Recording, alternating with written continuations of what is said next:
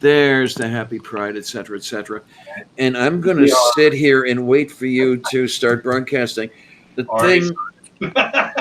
You already started? Okay, fine. There it is. The thing that drives me crazy about this is you cannot mute the watch page until the broadcast is in progress.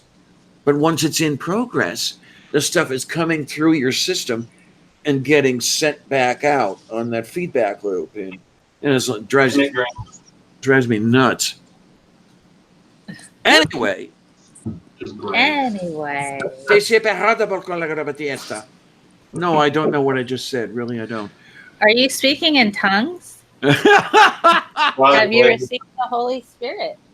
Oh, my ex used to call it fluent stupid. Ah. It's something I invented back when I was 12 years old, and you would think I'm still 12 years old, but that's beside the point. That's okay. Nobody's judging. Yeah, another melody, which is really, really interesting. I think we got confused about that previously. Was it you and I, or was it someone else? Oh, maybe it was Karis and I were talking at one point. Maybe. And I had mentioned melody referring to my ex, and she thought I was talking about you. Yeah, okay. Yeah. Well, it happens. Yeah, doesn't it? I mean, there's more than one person with the name Melody. I'm not the sole owner of that particular name, and I can't really trademark it. I don't think that's not allowed. So, the funny part about that is, I don't know if you get this or not, but here in the Pittsburgh neighborhood, everybody wanted to call her Melanie. Oh. And God, that drove her nuts. She hated that. Too. I get Melanie. I get Melandy, like Melandy. What the hell is that?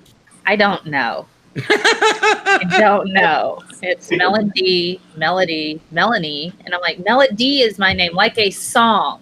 Yeah. Well, at least they're not calling you melanoma. No, they're not. Although some people would adopt that because they don't like me. So. Oh well, screw them. It's a little less now than it used to be. No, don't screw them. Right. It's a little bit less now than it used to be, but people always wanted to call me Died, as in Miss Spencer. And oh my word, I did not like that. I did not want to be compared to Diana Spencer at all. But that's beside the point. And it doesn't happen as much now, but what can I tell you? That's all right. That's all good. Oh man, I sense I strike into fits of laughter with the one film where I appeared, the Ark film that he did. Oh, okay. So we're recording my stuff, and I'm doing it, and he's going, yeah, laughing all over the place. It's that Bugs Bunny sound effect. When Bugs Bunny runs up to something and quickly stops. Okay. And I got to get hold of him and find out when he's doing the live stream about that, unless he's already done it. But that's beside the point. Hi, everybody. Here we are in the live chat. Yeah, hi. Oh my gosh. It's the Diana show. I guess so. I don't know. This is a thing. I steal the show wherever I show up. I should really work on that. Yeah. That's okay. The first line was the first live stream was pretty much the Diana show. So. Oh my! Yeah, this was the funny part. I think I mentioned it in the other stream when David Worley interviewed me a few weeks ago. The DRP channel. It was fun because somehow it got turned around to where I was interviewing him. And I noticed it. And I said, what the hell am I doing? You're supposed to be interviewing me, sweetness. Come on. Hey, and the conspiracy. Hi, how are you? Jay. That's who you are. Yes. Very, very, very, very sweet guy. You gotta subscribe to End the Conspiracy. He's a really, really, really wonderful person. Oh goodness, You'll have to forgive me. I'm not like super 100% here. I've been like tied to this desk for like 2 days, working on stuff for my science communicator stuff. And my computer that Andy built for me and sent to me. Oh yay! Yeah, Andy's awesome. Andy, he's a big sweetie. I love him. He really is. And so he had old server parts like laying around. And so I sent him a hard drive and a power supply and a case. And he put it all together. He spent like a week on the thing and shipped it to me. And UPS forklift the crap out of it. And so like they actually broke the tower. And there's like a big old crack in it. Man. So I had to go in today, put parts back into it, and snap it into place. Now I used to build my own computers in the past, but it's been like forever, and I've gotten very spoiled. So I'm just like messaging Andy. I'm like, God, this freaking fan is off here, and the clips aren't on there, and I don't know how to. It's just he's like, can you zip tie it? I'm like, I don't know. I just want to screen right now. Finally put it back together, and so there's still cables I need to get. So I won't know until Saturday if UPS completely fried everything or if it works. So, oh my, oh my, oh my. Yeah, so I've been doing that today. And yesterday I was making new stuff on my website. So oh boy, I know new stuff. Because I took the whole cam girl crap that SJ was yes, and I turned that into cam girl for science. So apparently people like the gear. So I was like, hey. What the hell is it with SJ anyway? I mean, I'd love to set her on fire. Mel, I really like your new little shorts that you're doing with the avatars and the voices. They're really funny. Oh, thank you. I hope you keep those what up. is that? Is that something online, or is it something you have local to your computer? It's on my phone. So I got an iPhone 10. Oh, okay. Yeah, because I have an iPhone 6S Plus, but unfortunately I cannot trade it in because of the stalker crap. So I have to keep it for evidence. So I had to just buy a new phone because that one was getting to where it was really slow. So with this one, they have an emoji thing. And it's set up to where you can do messages. So what I do, I'll go on Twitter. So because I can get SMS messages through Twitter, and so what I can do is I can record my Animoji message, send it to Twitter in text, like that, and then I can download it on my phone. And so, but see, I can create all kinds of characters. So here's one that I created that you might have seen. So there's that. I know that one. Okay, but I could be a giraffe if I wanted to. Yay! I could be an owl, But some of the characters that I've made, there's Mr. Will Actually, right there. Mr. Will Actually, gonna explain to me what I just said. Then there's Karen, Bad Science Karen, right there. Yeah. The vapor brain. And then there's Mr. Arlu Wolf. Yeah. So with his woo, and then Robert reads mean tweets. How do you do the voices? I just do them myself the best that I can. Hey, you're very good. Speaking of Bad Science and speaking of woo, when are you coming back on movie night? I don't know. I guess I could probably. What is it? Today's Thursday. Gosh, my days are right together. The movie night is I'll be back. 24 hours from now. Okay. I'll be back. I think one of the cats is doing a bad. Mayor. Yeah, because we have a new person. Oh, we have boy. a new panel person, and she is here with us. Jen Morgan has joined our wonderful panel, and we are so happy to have her. Yes, we are. I'm the one who sits in the background, lurks mostly, and then comes out with some witty, asinine thing to say. Yeah, sort of like channel. Sort of like the Australians, like Natra and Terry. Oh my goodness. No, I mean the Earth is flat, so Australia doesn't really exist. So yeah, that's a conspiracy by liberals. It is. Yeah, with Australians, with the vaccine pushing, mandatory vaccines and all that. Oh, isn't that something? Isn't that horrible? Please just give us mandatory vaccines. The worst they'll do is make people angry. Shrug. Yeah. I don't Have you seen care about your anger. Have you seen the Penn and Teller bullshit episode about anti-vaxxers? Yes. No, I have not. Yes. Where It's they really take good. Oh, it's genius. The intro to it is one of the best things I've ever seen.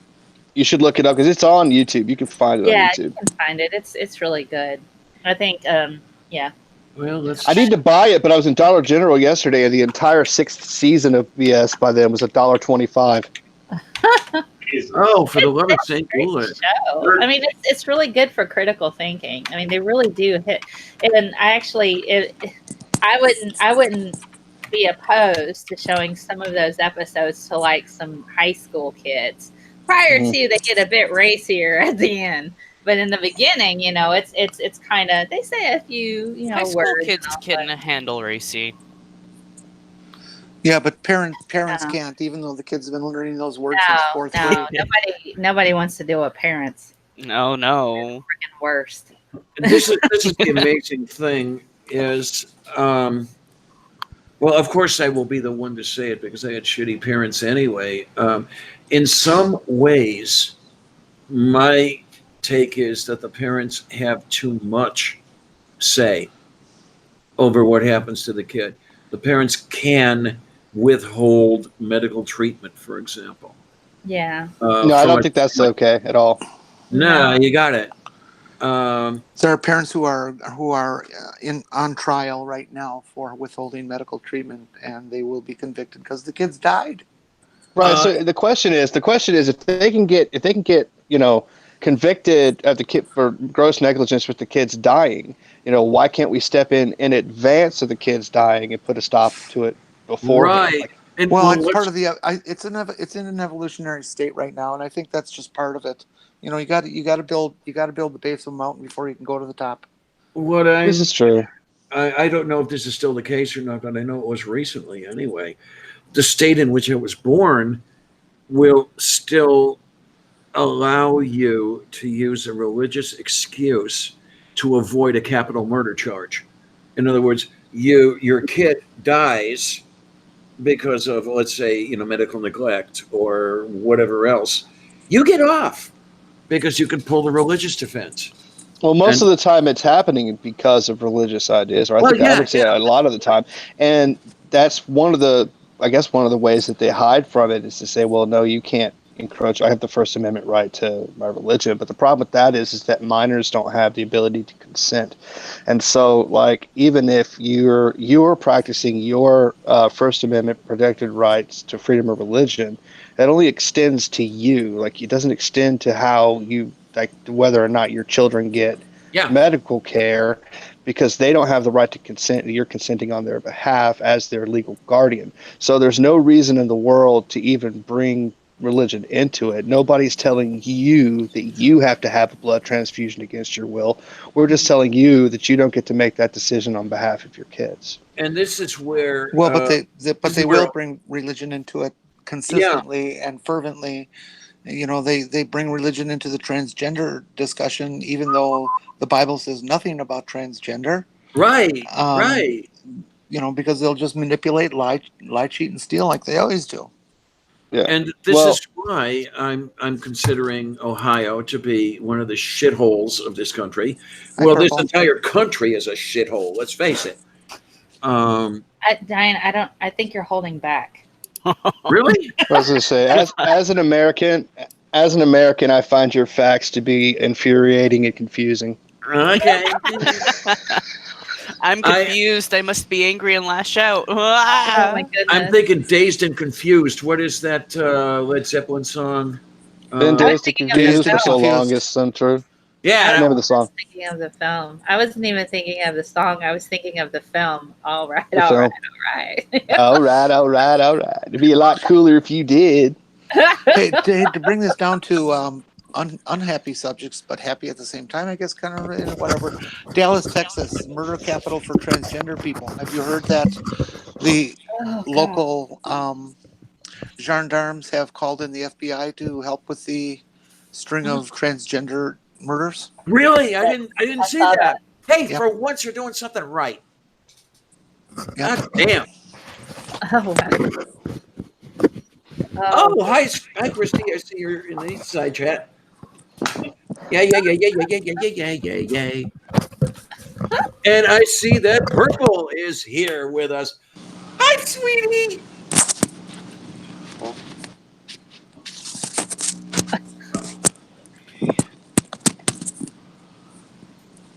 oh goodness. Hey, Purple, are we doing our thing tonight? Or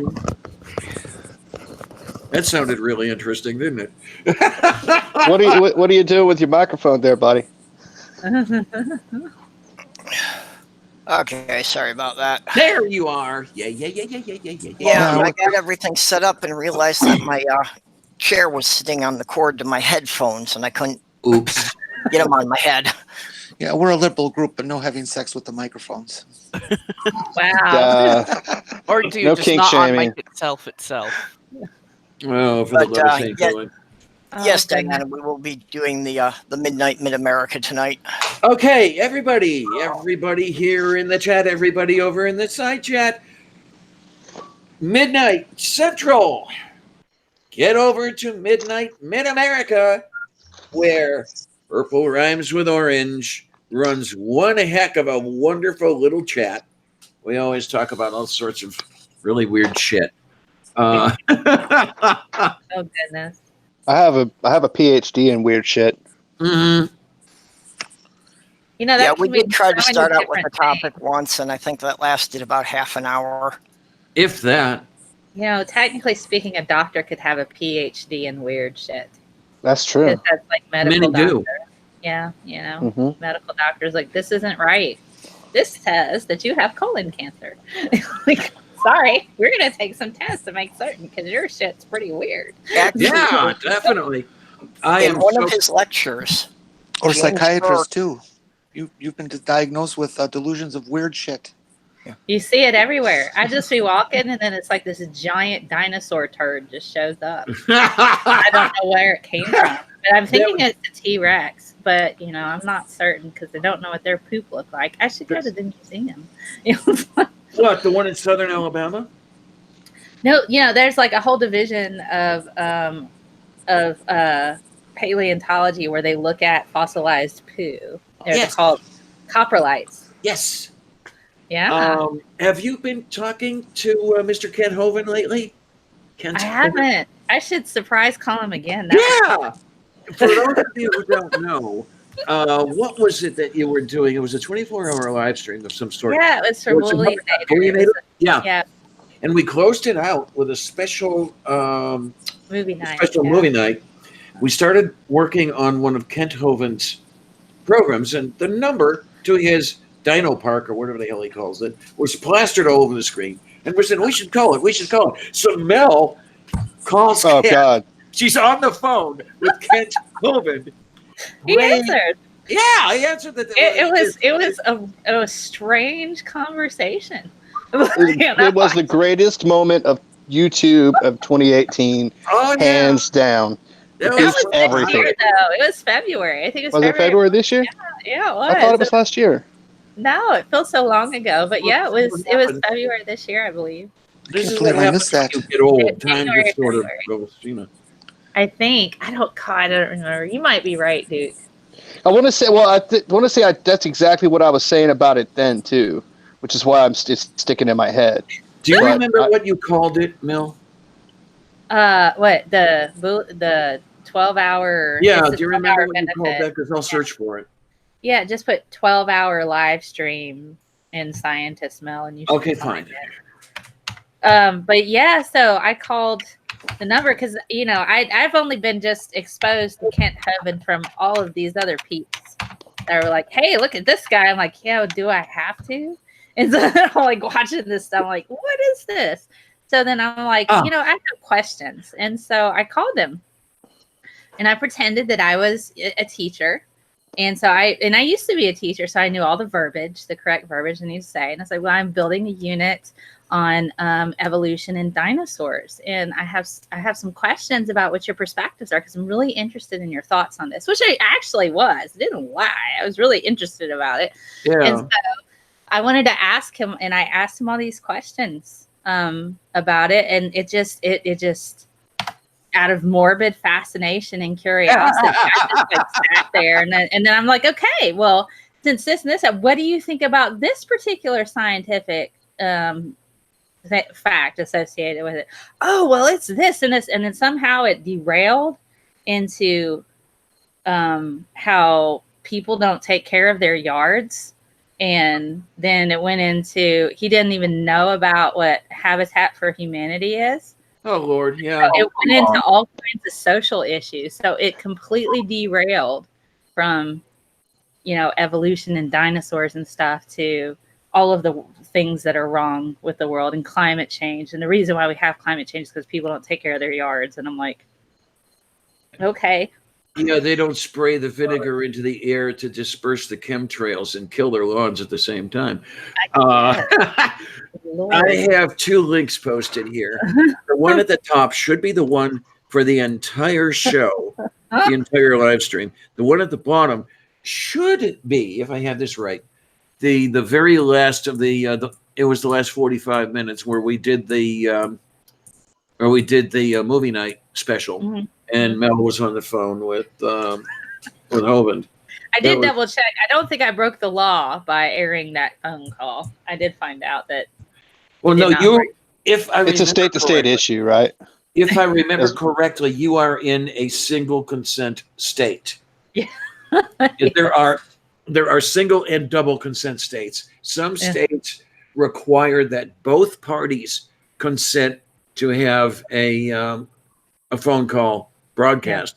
Other states, only one party. And you're the lucky one, Mel. Well, yeah, but I think it's also dependent on the other person as well. So I think you can be prosecuted in the state they're in for recording and broadcasting a phone if their state is not a single consent state. But he's not. Yeah. Huh? He's in a single consent state also, I believe. So it's fine. It's fine. I thought about doing an entire series of Mel calls Kent Hovind. Oh, good. That would be great, wouldn't it? Just sit there and call him. Hey, I talked to you before. I was wondering. Yeah, remember me? Have some more questions. Yeah. He's going to think you have a crush on him. Oh, God. Every man on the internet already thinks that with my sugar daddy messages from last week. Oh, God. Wait a minute. What did I miss this time? Why can't I get sugar daddy messages? I want sugar daddy messages. I'll take a sugar daddy. Don't give SJ another handle to give you a hard time. Come on. Listen, baby needs a new car. He offered me $400 a week and wanted to pay for all of my utilities. I took his name out of it because I'm not that person. But I posted the conversation on Twitter. I'm like, so this is how I responded. I said, thank you for your interest. There's an application process. I love it. Went through all that. I'm going to need references from other ladies to ensure satisfaction for both parties. And then I said, I'm going to need to know what your current job is, your university transcripts. This isn't ethical. I don't want you to get involved in an engagement and then you not be able to pay this money. I don't want to. So I went through that, and it was like, and he just messaged me back. So, do you want to be my sugar baby? And I'm like, I defer to my previous message. There you are. If this isn't acceptable, that's fine. Just let me know. Now, I have to ask, because we were talking about a little bit of this in the main chat, just for reference for the kids, how often do you get the crap messages and the dick pics and the whole harassment thing? Or if you're not comfortable talking about it. No, it's fine. I don't get it as often as I used to. Because I think since my presence has gotten pretty stronger, people tend to get a bit more intimidated by that. So only people who are exceedingly, brave usually send me stuff like that, but I have a whole section of just like, hey, how you doing? What's up? You have a nice smile.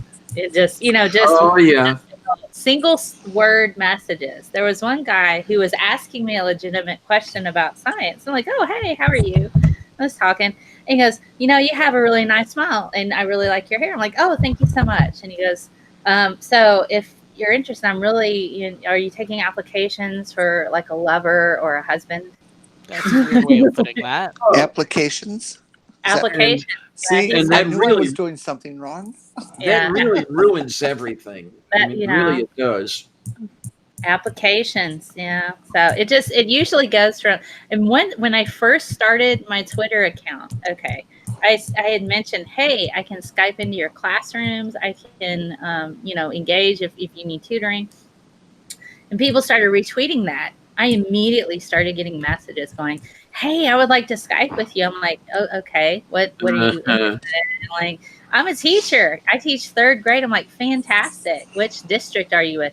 Oh, I'm with this district. Okay, so can you just hop on Skype? I was like, I really want to talk about this first. Well, you could just hop on Skype right now. I'm like, yeah, no, I can't. And then it escalated into, yeah, I just want to, Yeah. oh my God. I mean, this is the stuff we put up with, kids, guys in the audience. This is what women have to put up with, and it's not a fun thing. So, and any help we can get is amazing with this stuff and curbing it. What's really fun is when I get the dick pics from other trans women, and they demand consideration in kind. I showed you mine. Now show me yours. It's like, screw you. They want you to reciprocate? Yeah. Oh my gosh. Wow. I firmly believe in humiliation as a defense tactic. Yeah. Humiliation Depends works on that works really well because like whenever I'm dealing with a homophobe on Twitter, I just I flirt with them incessantly the entire time. I'm like, hey buddy, do you like beards? I have a fantastic beard. I was once in a hardware store in a fairly a large small town, a large just below medium town size, and I was in my fishing attire, which were just grubby old sweatpants and a t-shirt and stuff like that, and buying some tackle and stuff, and I asked to use their facilities, and so I go to the little girl's room, and I do my business. It's just a single staller, and I come out, and the personnel of the store, somebody, I don't know who they were, challenged me for, what are you doing in there? And it's like, well, let's see, now for those of you who don't know me personally, I have absolutely no hair anywhere on my body except my head. Okay. So there's no beard or 5 o'clock shadow or anything. My hands were covered by long sleeves, so that wasn't one of the cues. I am 5'10", so that certainly doesn't help my situation, and I am fat, so that doesn't help my situation. But I don't have a trucker voice, and I paid for things with a credit card that had my name on them. And so this woman comes up to me, challenges me, and I just looked her straight in the eye and said, "Oh, I'm sorry. Were you the inspector? Here." And I went to take down my pants. All right. That's beautiful. And she turned rather red and literally stumbled backwards and put her hands up, oh my God, kind of thing. And, I said, lady, you really should be a little bit more polite about these sorts of things. Mm-hmm. Yeah. I mean, there is a reason, even if I could afford it, I refuse to fly. There was a time I loved to fly. I lived in Cleveland, Ohio, and I worked in a town near Spartanburg, South Carolina. God, I loved the miles in the air. But these days with the TSA, I've heard stories. They make you. I've gone to London several times. I'll still go through the freaking security, and every single time to avoid being pat down, I go through what I call the "see you naked" machine, and then I go through that, and they're like, "Ma'am, I'm sorry, we're gonna have to pat you down." I'm like, "Of course." So it's every single time without fail. TSA always stops me. Every Yeah, single time. And the darn thing is, because what I'm thinking of is a lot of my comrades in arms, you haven't got something in your pants that doesn't belong there, if you want to say. Mhm. Well, a lot of trans women have come out with their stories, how humiliated they are by what Yeah. TSA will do to them because, it doesn't look right to them. Yeah. And Yeah, for those in the audience, I really should add, I had that surgery and the transition stuff decades ago. Um, so it's been a long, long time. So if somebody questions me these days, I get rather incensed. I mean, this is why I cannot get incensed if someone, were someone to question me because I don't have your advantage. If somebody You can wants totally get incensed. You have every right to get incensed. well, I can't pull But my that, pants down because that only fuels their. yeah, if but that doesn't change the fact that you have every right to demand that right, they I know leave you the that. fuck alone. You know what I Well, mean? and If anybody wants to throw $100,000 at me, this would be great because I'm right there for the damn surgery if they'll work on me anymore. and the stuff you're talking about with the TSA, that kind of thing's not going to change until there's a couple of major lawsuits. Yeah.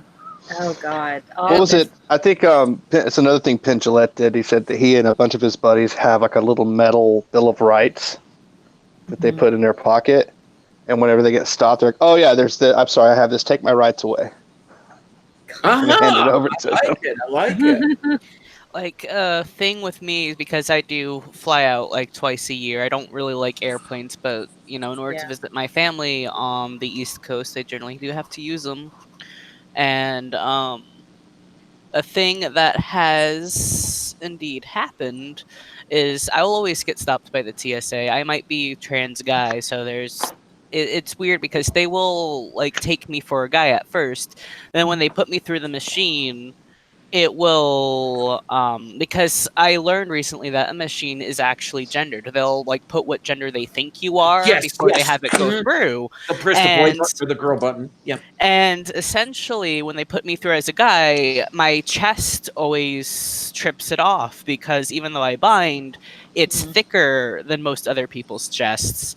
And then, they'll attempt to put me through as like a lady, but then my crotch, for whatever reason, will trip it up, even though I haven't had any surgeries yet. So it's just kind of like, well, what do you want from me? It's like no matter what I do, I'm always going to get stopped, and I know that by now. So I'm just kind of like, yeah, it's whatever, great, just go ahead, touch Aren't my you allowed breast, to and let ask me go for a by. private inspection I right off the bat? I can, but like at that point, I just don't want to because it's either so early in the morning that I'm usually not up at that time. And I'm just kind of like, well, just touch my breasts, let me go, and have that be that. I don't want to be in this situation longer than I need to be. Mm-hmm. Well, out of curiosity, the thing that's throwing me off is that like the TSA is to stop terrorist shit. It's like, in what way does your gender have anything to do with that? Like, that shouldn't matter. Do you have any weaponry on you? No. That 100% shouldn't matter, and I agree with that. It's just kind of like, why is there a gender button on these things? Because I had one of them specifically ask me, it's like, oh, are you a guy or are you a girl? And I'm just kind of like, why are you asking me this? And they're like, oh, so I know what to put on the machine. I'm just like, I'm a guy? Well, there are I guess what they're doing is they're trying to screen for explosive dildos. That's what I was going to say. Am I going to hijack the plane with my dick? I mean, I don't. That's like a very special film that you can find somewhere on the internet, I would think. Rule 34. Rule 34. I understand their concern. I mean, when I had my genital surgery, I did have them install teeth. Vagina dentata. What a wonderful phrase. Yeah. Vagina dentata. You see, people, for whatever reason, are not a fan of the idea of vagina having teeth, but yet really like blowjobs, and that just doesn't make sense to me. Oh, man, there was one of Aaron Ra's videos on the systematic classification of life where he's talking about certain species that have teeth in the roofs of their mouths, and he's playing it so well, hinting at the blowjob without saying it. You've got to find it. I forget which one it is, but it's a beautiful one. Well, He does a whole bunch of hitting in those things. It's so funny. I love it. And I now love I have a song in my head, and it's not going away, and I'm coming up with words. I am so looking forward, and thank you, Purple Rhymes with Orange, for China Dentata. yeah, Angels passing craze. for your wonderful consideration, Purple. Thank you. I am so looking forward to meeting the Klingon next month, because Purple and I are going down to the protest. It is so nice to be taking me there. I don't know whatever got into your head to convince you that you're going to do it this way, because this boy is driving from the Upper Peninsula of Michigan to Pittsburgh to pick me up, and then to Kentucky for the protest. And this is like 3,000 miles of driving. Yeah, that is it's not quite that bad. If I'm going to make 1,000-mile drive, 300 miles out of the way isn't that much difference. Thank you so much for that, because it's. I was hoping that I would be able to meet Aaron before I died, and it looks like it's going to happen. Well, besides, this way I get to meet you in person. Yeah, that's the other wonderful thing, is I get to meet you. And I guess there'll be a few other people down there that I might run into. Is this at the Ark? Yes. Yeah, the protest for the Ark encounter. When is this happening? This is the 6th of July. I may have to come there for that. Oh, please do. I'd love to meet you. Remember, you were the one that was threatening to come here, Duke. Everything. I was supposed to go see Neil too, and the thing is that like, I feel bad, but I was supposed to go see Neil. I was supposed to do all this stuff, and then my transmission on my truck completely crapped out. Oops. And Sure, I blame the trans. Yeah, blame us. God damn it. And then my daughter was here. Transmission, not just trans. It's the transmission. That was your mission. It is your mission to fuck with my life. Thank you. The trans agenda. But then, I was going to go to Faithless Forum, but they always hold Faithless Forum in the week that my daughter has a spring break, and I have her here with me.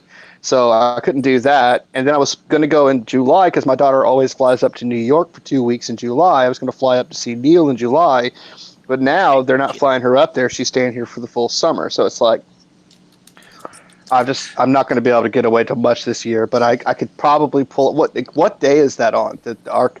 It's a Saturday. Mel, I used to run an independent BMW shop in Milwaukee. Okay. And I can't tell you how many times I've had to deal with people coming up to me and ask me if I did trans work. It's funny you should ask that. Yeah. The other person I'm hoping I get to meet is Seth Andrews, who's been to the protest quite a few times, but I don't know if he's going to make it this time or not, because I've been on Seth's show a couple of times, and we talked a couple more times. Well, he's responsible. This is the amazing thing. He's responsible for my meeting my dear, did I mention dear friend a few years ago, the one who's dying of liver failure right now. Cassie is such a wonderful person. I love her so much. But I was on his Christmas show a few years ago, and with the story on there, I don't know, the reason people took notice of me and said, hey, send Diana some good words, or, here's this little thing I made for $1 or something like that. Could you send that out to her as a Christmas gift? And a woman from northern Pennsylvania called him. Said, hey, Seth, my daughter lives in Pittsburgh. She's, queer as grass is green, and would be, is looking for friends, et cetera, et cetera. Could you put Diana in touch with her? And what was amazing was, when Christmas came around, I had purchased a turkey, because I was just going to roast this damn turkey. I was going to have a turkey dinner, even if it was just me and the cat. But Christmas Day, I was feeling like shit. I really didn't feel like doing anything. But then around 8 o'clock or so, it's like, wait a minute, I bought this fucking turkey. I'm going to roast it. And I started roasting. And then I'm sitting on Facebook doing stuff. And I get a message from this person. It says, hi, my mother had put me in touch with you. Oh, you're that person. Yeah, hi. So we're talking for a while. The timer goes off. And I happen, just as a joke, to say, hey, look at that. The timer's gone off. I get to pull the turkey out of the oven. You hungry? And she came back with, what, are you inviting me for dinner? And it took me a second or two. Yeah, shit, why not? She came over 10 p.m. or some shit like that. And we had a wonderful, wonderful, wonderful Christmas dinner when we had not been talking for a couple of hours previous to that. And yeah, we've become fast friends. And I'm going to drop by this weekend. I was going to go downtown for Pride anyway. She lives downtown. Instead of going to the Pride parade, I'm going to give her a call and say, Cassia, let me in now. And I'll just sit with her, whatever it takes. Because this whole kidney failure, this whole liver failure thing, her liver is failing, and she's been given 5 years. It's really playing with her mind. It's really screwing up her mind. And I know what that feels like when I got the diagnosis in February. So I want to be there, and I want to just give her a shoulder to cry on. Yeah. With me, it's no big deal. Because next month, I'll be 62 years old. There's a lot more life behind me than there is ahead of me. Cassie is 35. Oh. And it's hitting her really hard. And I don't blame her. It's like you'd think, when I was 35, I thought I had an entire life ahead of me. And I was pretty close. There were a lot of years ahead of me, but, not. Unless some miracle occurs, she's going to be dead by the time she's 40. And just going through shit like that is not fun. No, it's not. That's terrible. So we're going to see what happens. Give her whatever I can. Oh, well. It'll be okay. Happy, joy, happy, joy. I'm trying to see if I can make it out next month. Yeah, I was looking at it. It's about a 10-hour drive from where I'm at. It's about a 10-hour drive from where I'm at. I was looking at flights to Cincinnati because it's just south of Cincinnati, right? Yeah, it's maybe 20 miles south of Cincinnati, something like that. I think I found some flights for about $235. It'd be cool to meet Aaron. I'd be intimidated. I'd be intimidated as fuck to meet Aaron Rock because he's like so fucking smart, and I'm dumb as a fucking post hole digger. Oh, please don't even. But he is such a big sweetie. I had worked with him a couple of times when I was doing, when I was working with New Covenant Group, and then I've had him on my show talking up the protest. God, he's such a big sweetie. Really, really, really, really, really. And were he not already taken, I might consider trying to change my sexual orientation on his account. See, it's funny. It's. Go ahead, Bob. Sorry. You before the first live stream started, and somehow we got talking about Aaron Ra. Apparently, he's a really good hugger. So, hey, looking forward to this. Because we were all about hugs back when I was in Mensa years ago, when it was a lot more fun. So yeah, I'm a big hugger from way back. So that's great. And I'd love to meet Lalandra. I'm hoping she'll come along as well. And this could turn out to be a whole bunch of fun. I get to meet a few people and talk to a few people and make a contact or two, something like that. That would be wonderful. I'd love it. So you're in the same club as Orphan Red, huh? Well, kind of halfway. Because I'm not totally crazy. Well, at least I don't know. Maybe I am. You're going to have to talk to some other people. No, I'm totally crazy. It's fine. passing the Mensa entrance exam does not guarantee that you are you are not totally loopy. I've known a few, cuckoo, back when I was a lot more active in Mensa. Well, I'm not a member anymore. I don't have the cost of dues. But yeah, you get some pretty crazy people with all kinds of crazy ideas. So Well, the fact that you're smart doesn't mean you're not nuts. they always say there's a very thin line between genius and insanity. Yep. And I've met people who just use that line to play jump rope. Well, there it is. Very thin line between genius and insanity, and I straddle it. Oh, boy, boy. So I've actually got something I kind of want to talk about that's Oh, boy. going on in my hometown.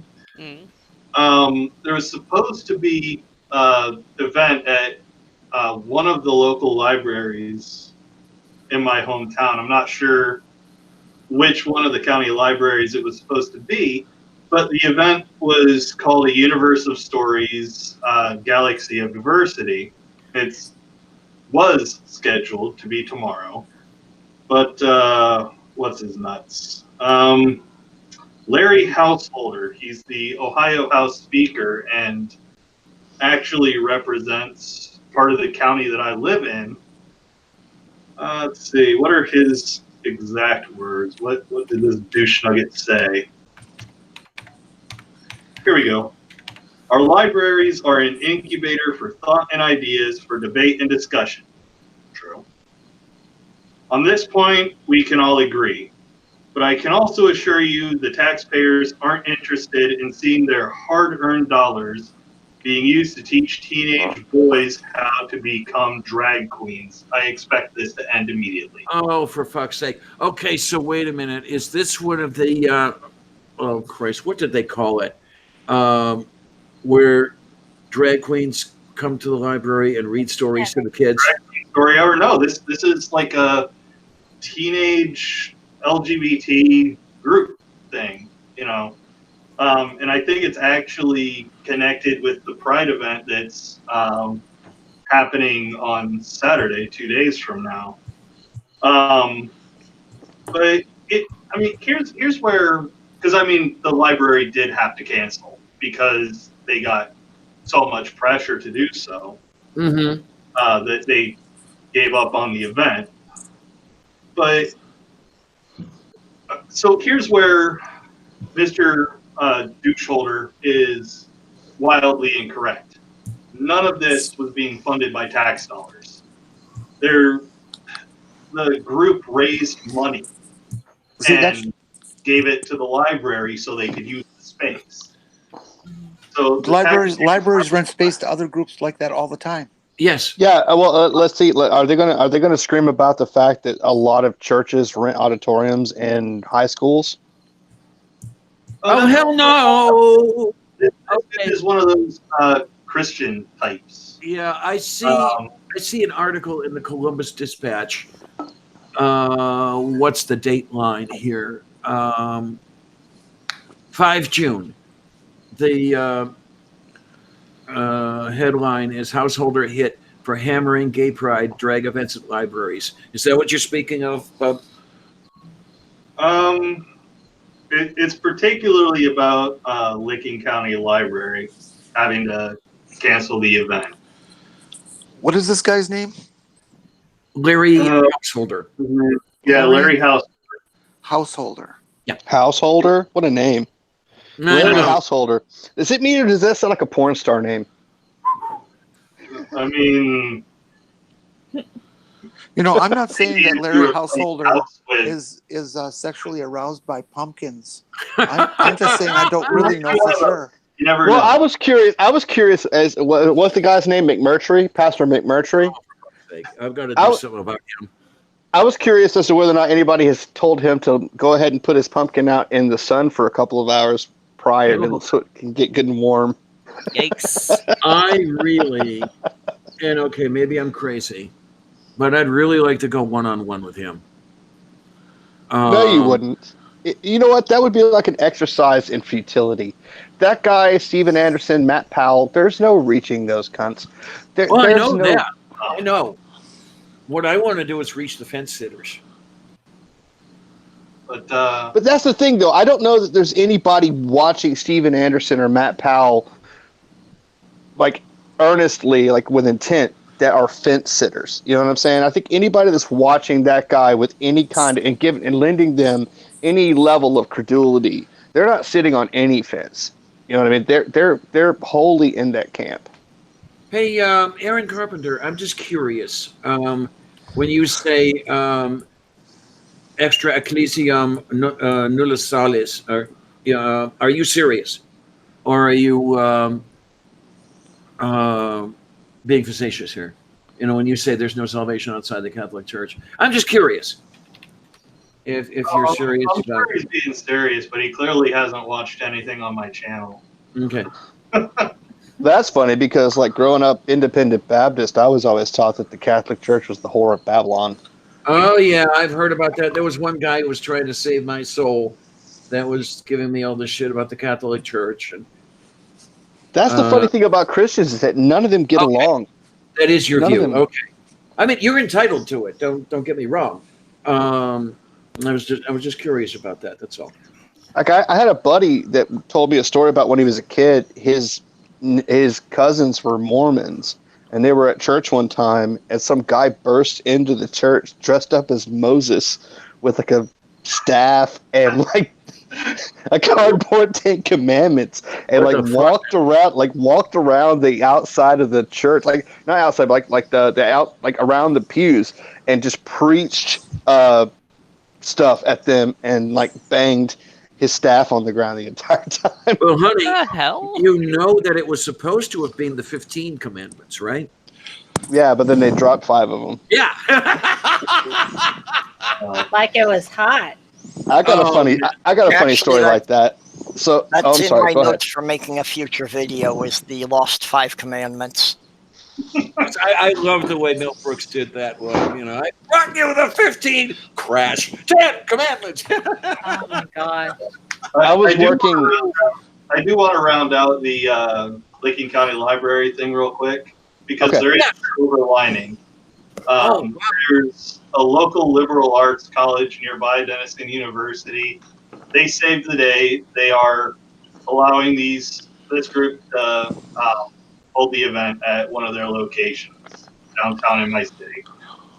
That's awesome. That's cool, yeah. And of course, this is an indicator of how old I am. When you said that somebody saved the day, I'm thinking of Mighty Mouse. You know, Here I come to save the day. Yeah. Oh Yeah. shit! That was original shit. When I was a kid. That's how old I am. So I've got a funny story, like lighthearted kind of story that might cheer things up a little bit. So, oh boy, I work in a hospital. I work in registration, so I basically register people to go to the ER. But I work in a separate hospital sometimes at their front desk and just basically screen people and figure out where they're supposed to go. And not in a derogatory sense, but we have at hospitals what we call people that are frequent flyers. Like they're in the hospital all the time, but there's not actually anything, whatever's going on with them, psychosomatic, right? They can't find anything physically wrong with them. Like that one character in Saint Elsewhere. Yeah, okay. So I have a lady come in, and she's got just blood crusted all over her head, and she's stumbling. So I run out and grab her and help her to her seat and get her name, put her in. And I call back to the ER, and they're not answering. And finally, a tech comes out of the back, and I catch her. I'm like, this person's, obviously wounded. We need to take care of them. She's like, we're going to get her into triage in the next few minutes, but she's here like every 4 days. So we're going to take care of her, but like every time we see her, we get her back there, and there's nothing really wrong. I was like, well, regardless, we need to get her back, right? So she's there, and she's squalling and caterwauling, and making a big scene. And then These two ladies come in holding hands, and they're like just crying at the top of their lungs. And the lady I'm talking to was just like, "Oh, sweet Jesus." She like walked off. And I was like, "What the fuck are you leaving with me with here, right? What's going on?" So one of them's like, "I was in a car wreck." The other one's like, "My potassium's low." And I'm like, "Okay." So I check them in. I get them sitting down. So I've got these three ladies. They're sitting in front of me, and they're all like just crying, in like almost in harmony at this point. Oh boy, like the Bosnian ladies who do the professional grieving. Right, and so they're not. Right, but all three of these people are people that are in the ER like 4 times a week. Like there's something going on with them, but there's not necessarily like a physiological problem. There's something else going on with them. Yeah. So they're there crying, and I sit back down, and a guy walks in, walks up to my desk, and I said, "Hey man, what's going on? How can I help you today?" And he like flips me the bird, and I'm like, "What the fuck's going? Is it a full moon? Like what's going on?" And then I look, and like the tip of his middle finger is like wrapped in like 6 layers of blue tape. And I was like, "Oh," I said, "What happened, dude?" He's like, "Oh, I cut the tip of my finger off with my bandsaw, and I think I'm going to faint. I'm about to faint. I need you to help me." So I call back to the ER. I was like, "Get out here now." I jump out. I get around the backside of him. I grab him underneath his arms as he's starting to faint, and I slowly let him down to the ground. As I'm doing that, the two ladies have walked in hand, stand up in unison, roll their eyes into the back of their head, put their hands out, and start Pentecostal praying over us. As What the hell? they're going, Lord Jesus, please help this man.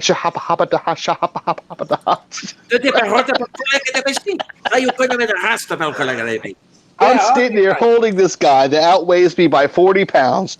They're holding their hands over me, praying over me, and I literally had the thought, this is hell. I died on the way to work. I was wrong. I died on the way to work, didn't realize it. This is the rest of my life. This is eternity. Anybody's wondering. I can still hear you. Oh. That's incredible. Hospitals are so much fun to work in, aren't they? They're awesome. Between like, well, it's interesting because like you've got the ER staff, and they do their best to do everything for everybody, but like at the same time, like they get frustrated with people that are there like all the time, and there's like really not anything going on with them. And I get that, but you know, we've got Impala laws. My mom was head nurse of the second largest ER in Milwaukee County. Because in a lot of cases, I have a lifetime of stories. but in a lot of cases, they just simply need the attention. Yeah, and it's not like in a way that doesn't take up resources that could be better used in another way. And that's the downside. It's like, it's not that I would never turn anybody away, even if I could. Right. I can't because of Impala laws, but even if I could, I would never turn anybody away. But there's a part of me, when somebody comes in and they've got a head cold, and they don't have insurance, I just want to say, you're literally buying a $3,000 prescription for an over-the-counter drug that you could just go and buy. Yeah. That's what you're doing right now. Like, you could just go to, Walgreens and buy Sudafed, because that's what they're going to do for you. They're not going to do anything but write you a prescription for something you can buy over the counter. And here's another thing that really goes with that. The way that what passes for healthcare here in the U.S. is run for poor folks is that they end up going to the ER for everything. Yeah. It could be, as you say, common cold, that sort of thing. And it ends up a whole hell of a lot more expensive than instituting. So just giving them the health care they need to go see a doctor. Right. Yeah. And well, it's like if I had advice for people, that'd be one of the things. Another thing I would say, if you don't have insurance and you're lower income, but you're too high of an income to get like state aid, one of the things I would tell anybody to do is look at all the hospitals in your area and find the one that has a good charity program. Find one that's not, especially if you can find one that's not for profit. You can find one with a really good charity program. You can get on board with that. Like, we run a charity program through my hospital that's run through the county. And if you're below a certain percentage, but maybe too high for Medicaid, you can go and apply, and they'll give you a card with your picture on it, and you have basically free healthcare for 6 months. And they'll put you with they'll give you a primary doctor. They'll fill your prescriptions. They'll do the whole thing. And one of the most frustrating things we run into is, like, we'll have people with like $20,000 in debt, and I'll be like, has anybody given you this application and told you about this program? They're like, yeah, I got it. It's just too much trouble. Yeah. If I could just sort of derail this for a second or two here. Aaron Carpenter, I just want to mention, or ask, I want to ask you, what is it that you find objectionable about us? You say you have 2 friends that are lesbians, you pray for them. I'm a lesbian trans woman. Christy and her wife are lesbians. And what I want to know, and please try to be as honest as you can, what is it that we are doing that harms people? Because maybe there's something that I'm missing. I can't see us harming anyone. But if someone could show us how we are indeed causing real harm, then I'm going to think twice about what I do with my life. So, that's just my question out there. That's all. What's going on? Is there something going on in the chat that I'm not privy to? Diana, it's not a question of whether or not we're hurting somebody or whether or not he perceives that we're hurting someone. What's going on is that the people who are completely bought into their religious delusions think that it is their right and expectation of their religion to make us live our lives the way they say we should. No matter how much freedom our Constitution gives us to pick and choose religion or no religion at all, they think that they should impose upon us their will. And they can't get that through their freaking heads. Okay, Aaron, this is something I want to talk about. Wait a minute. Aaron, today my little sister, who is 10, is not harassed by one of our kind. You're lying. You are absolutely a filthy liar. Yeah, this is what I want. That's bullshit. How do you know when? How do you know it was one of our kind? You don't even know what our kind is. What the fuck is our kind?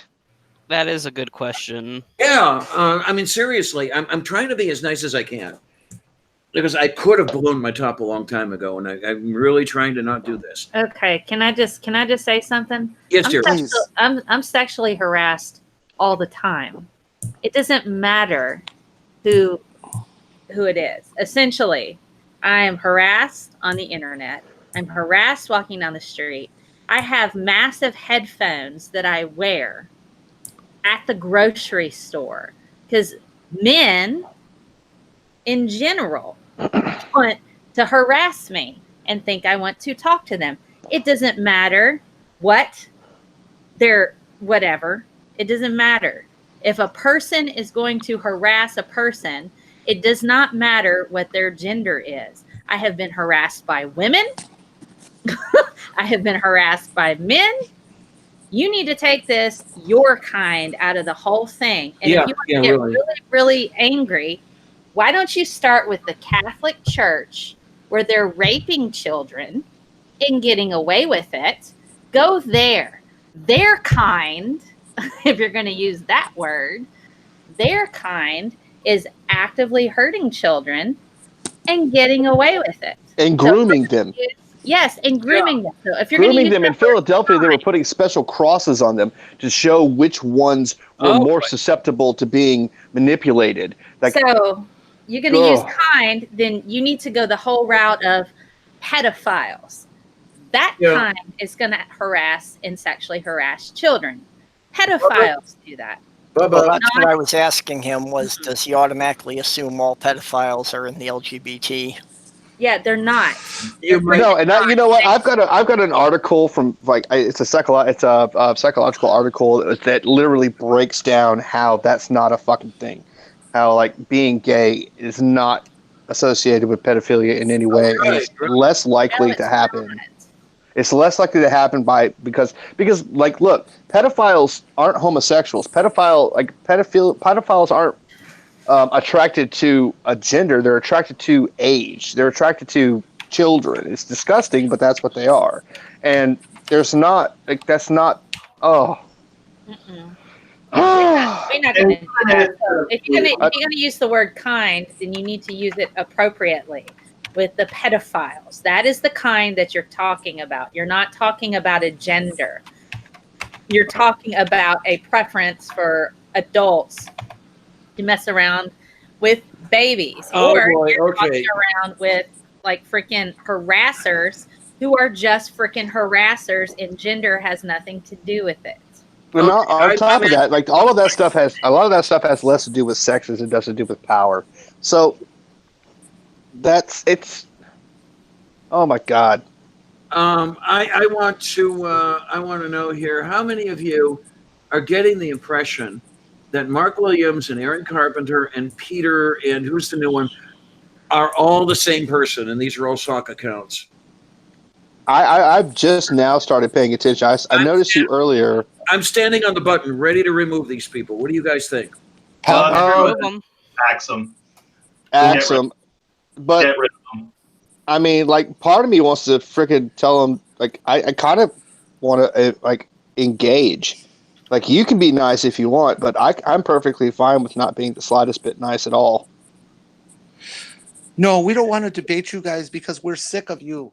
We're sick of the crap that you tell about your religious delusions. We don't believe in your religions. We don't believe in your gods. Maxon, hang on. We are not going to live our life the way you say. There are only 2 boomers in here, so don't get carried away.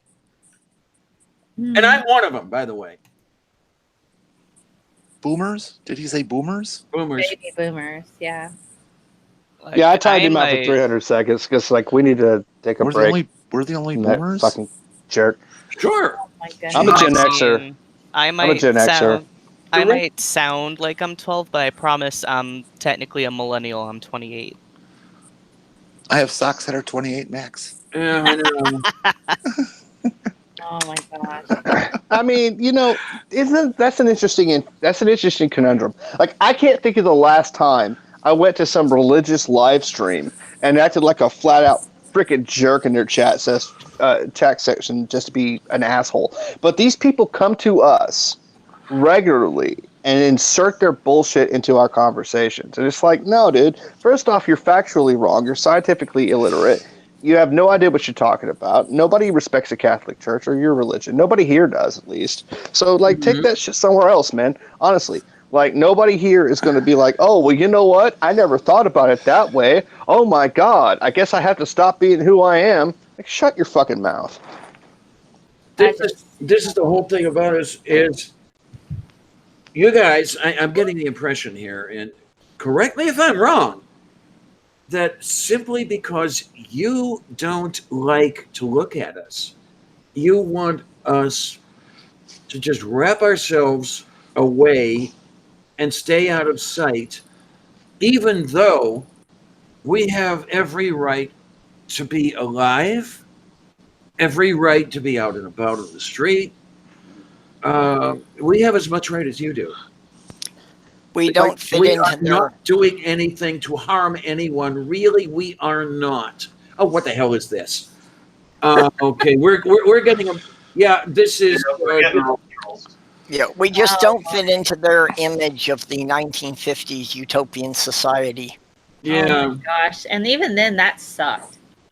Yeah, let's like honestly, like it's not like 1950s society was all Leave It to Beaver in reality. God. It really wasn't. Really. You know, people romanticize specific things from their past, you know, and they're like, oh, wow, that was so cute this time and era. And I'm like, oh, sexual harassment was rampant for women, you know, and Black people were treated worse than they are now, you know, so it's just like, it's not gay. Oh, forget that. oh no, we don't do that here. So it's just, no, it wasn't that fantastic. It wasn't that wonderful. Women barely went to college, and if they did, it was only just to meet a husband. And the moment they did, they were expected to leave the university. Those who actually got degrees, I mean, they never used them. So I responded to a guy recently. His name is Tim Barnett. He wrote an article. It was one of those. Familiar. It was one of the. We talked about it a little bit earlier. We touched on it a little bit earlier. He wrote this article that was just like love the sinner, hate the sin kind of bullshit, right? Oh crap! Okay. And like what I basically said, think about that. Like, think about this. People living their lives in accordance with their own happiness and harming nobody is a problem because your book says so. No other reason. My opinion is you should find a better book. Like, find a better book. Find a better book. Let people be themselves and celebrate love and joy. That's the bare fucking truth here. We're not celebrating sin and death. That's your deal. They're the ones that are celebrating sin and death. We're celebrating freedom, joy, love, sex, acceptance, power, strength under oppression, and human rights. Go fuck yourself. And here's the thing I was alluding to earlier, if I can remember how the hell I was going to phrase it. Yes, you people who are referring to your book to say that we're horrible and we're abominations, etc., etc., etc. Please tell me. I want to know how you know that those words in that book are the words of your God, or any God at all, for that matter, and not the words out of the author's own heads. How do you know they're not just the ramblings of fucking sheep herders? Okay. And I would like to recommend a better book for you to read. Yeah, even if we accept... The title of it is Everybody Poops. Even if we accept the book and accept it as being the word of God, I have a simple morality test for you. I've never ordered a genocide. Therefore, I am more moral than your God. Mm-hmm. Yeah, fuck your God. And it's, oh man, when I saw A.A. Ron's message there, I have a feeling I know who this is. Just by the, I'll view the deleted message here just to make sure I have it. I can't see it. What does it say? It says, I would like an honest voice debate. That to me sounds a whole hell of a lot like Darth Dawkins. He's Darth Dawkins, that fucking guy. I was actually thinking the same thing. You hadn't said it. I hadn't said it, but I was thinking the same thing. That's freaking Darth Dawkins and his bullshit. Fuck Darth Dawkins. There is no debate. We're based in reality. You're based in fantasy. See, this is why people are like, why don't you do debates? I'm like, because I'm not going to debate something that's true. Yeah. Well, you can totally debate this flat earther. No, I don't need to do that. I don't need to sit on a channel and subject myself to 2 hours of nonsensical ramblings. Especially when I can just be like, what I'm going to do is say, that's not evidence. That's not evidence. That's not evidence. Who does that sound like, Mel? Every flat earther ever born. Oh, except for I don't know. Did you guys watch was it Behind the Curve? I haven't watched that documentary. I can't get through those. I try so hard, and it's just. I watched it. I interestingly enough, I watched the entire thing, and obviously everything they're saying is bullshit. But the lead guy, who's Mark something, and he has this like cute little relationship with this other conspiracy theory chick, and like I actually ended up like watching the whole video and just thinking, I hope they end up to be a couple. They're really cute together. Like, so you watched a rom-com essentially, yeah. comedy. Okay. Yeah, and then I mean, of course, there was it's really very refreshing and quite humorous when you look at it from I'll an intelligent point of view. I'll try.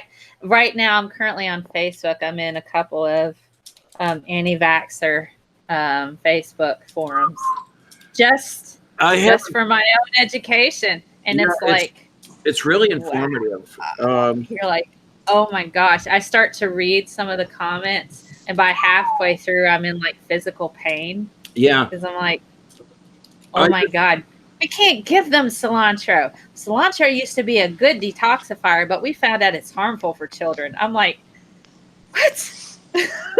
What are you detoxifying?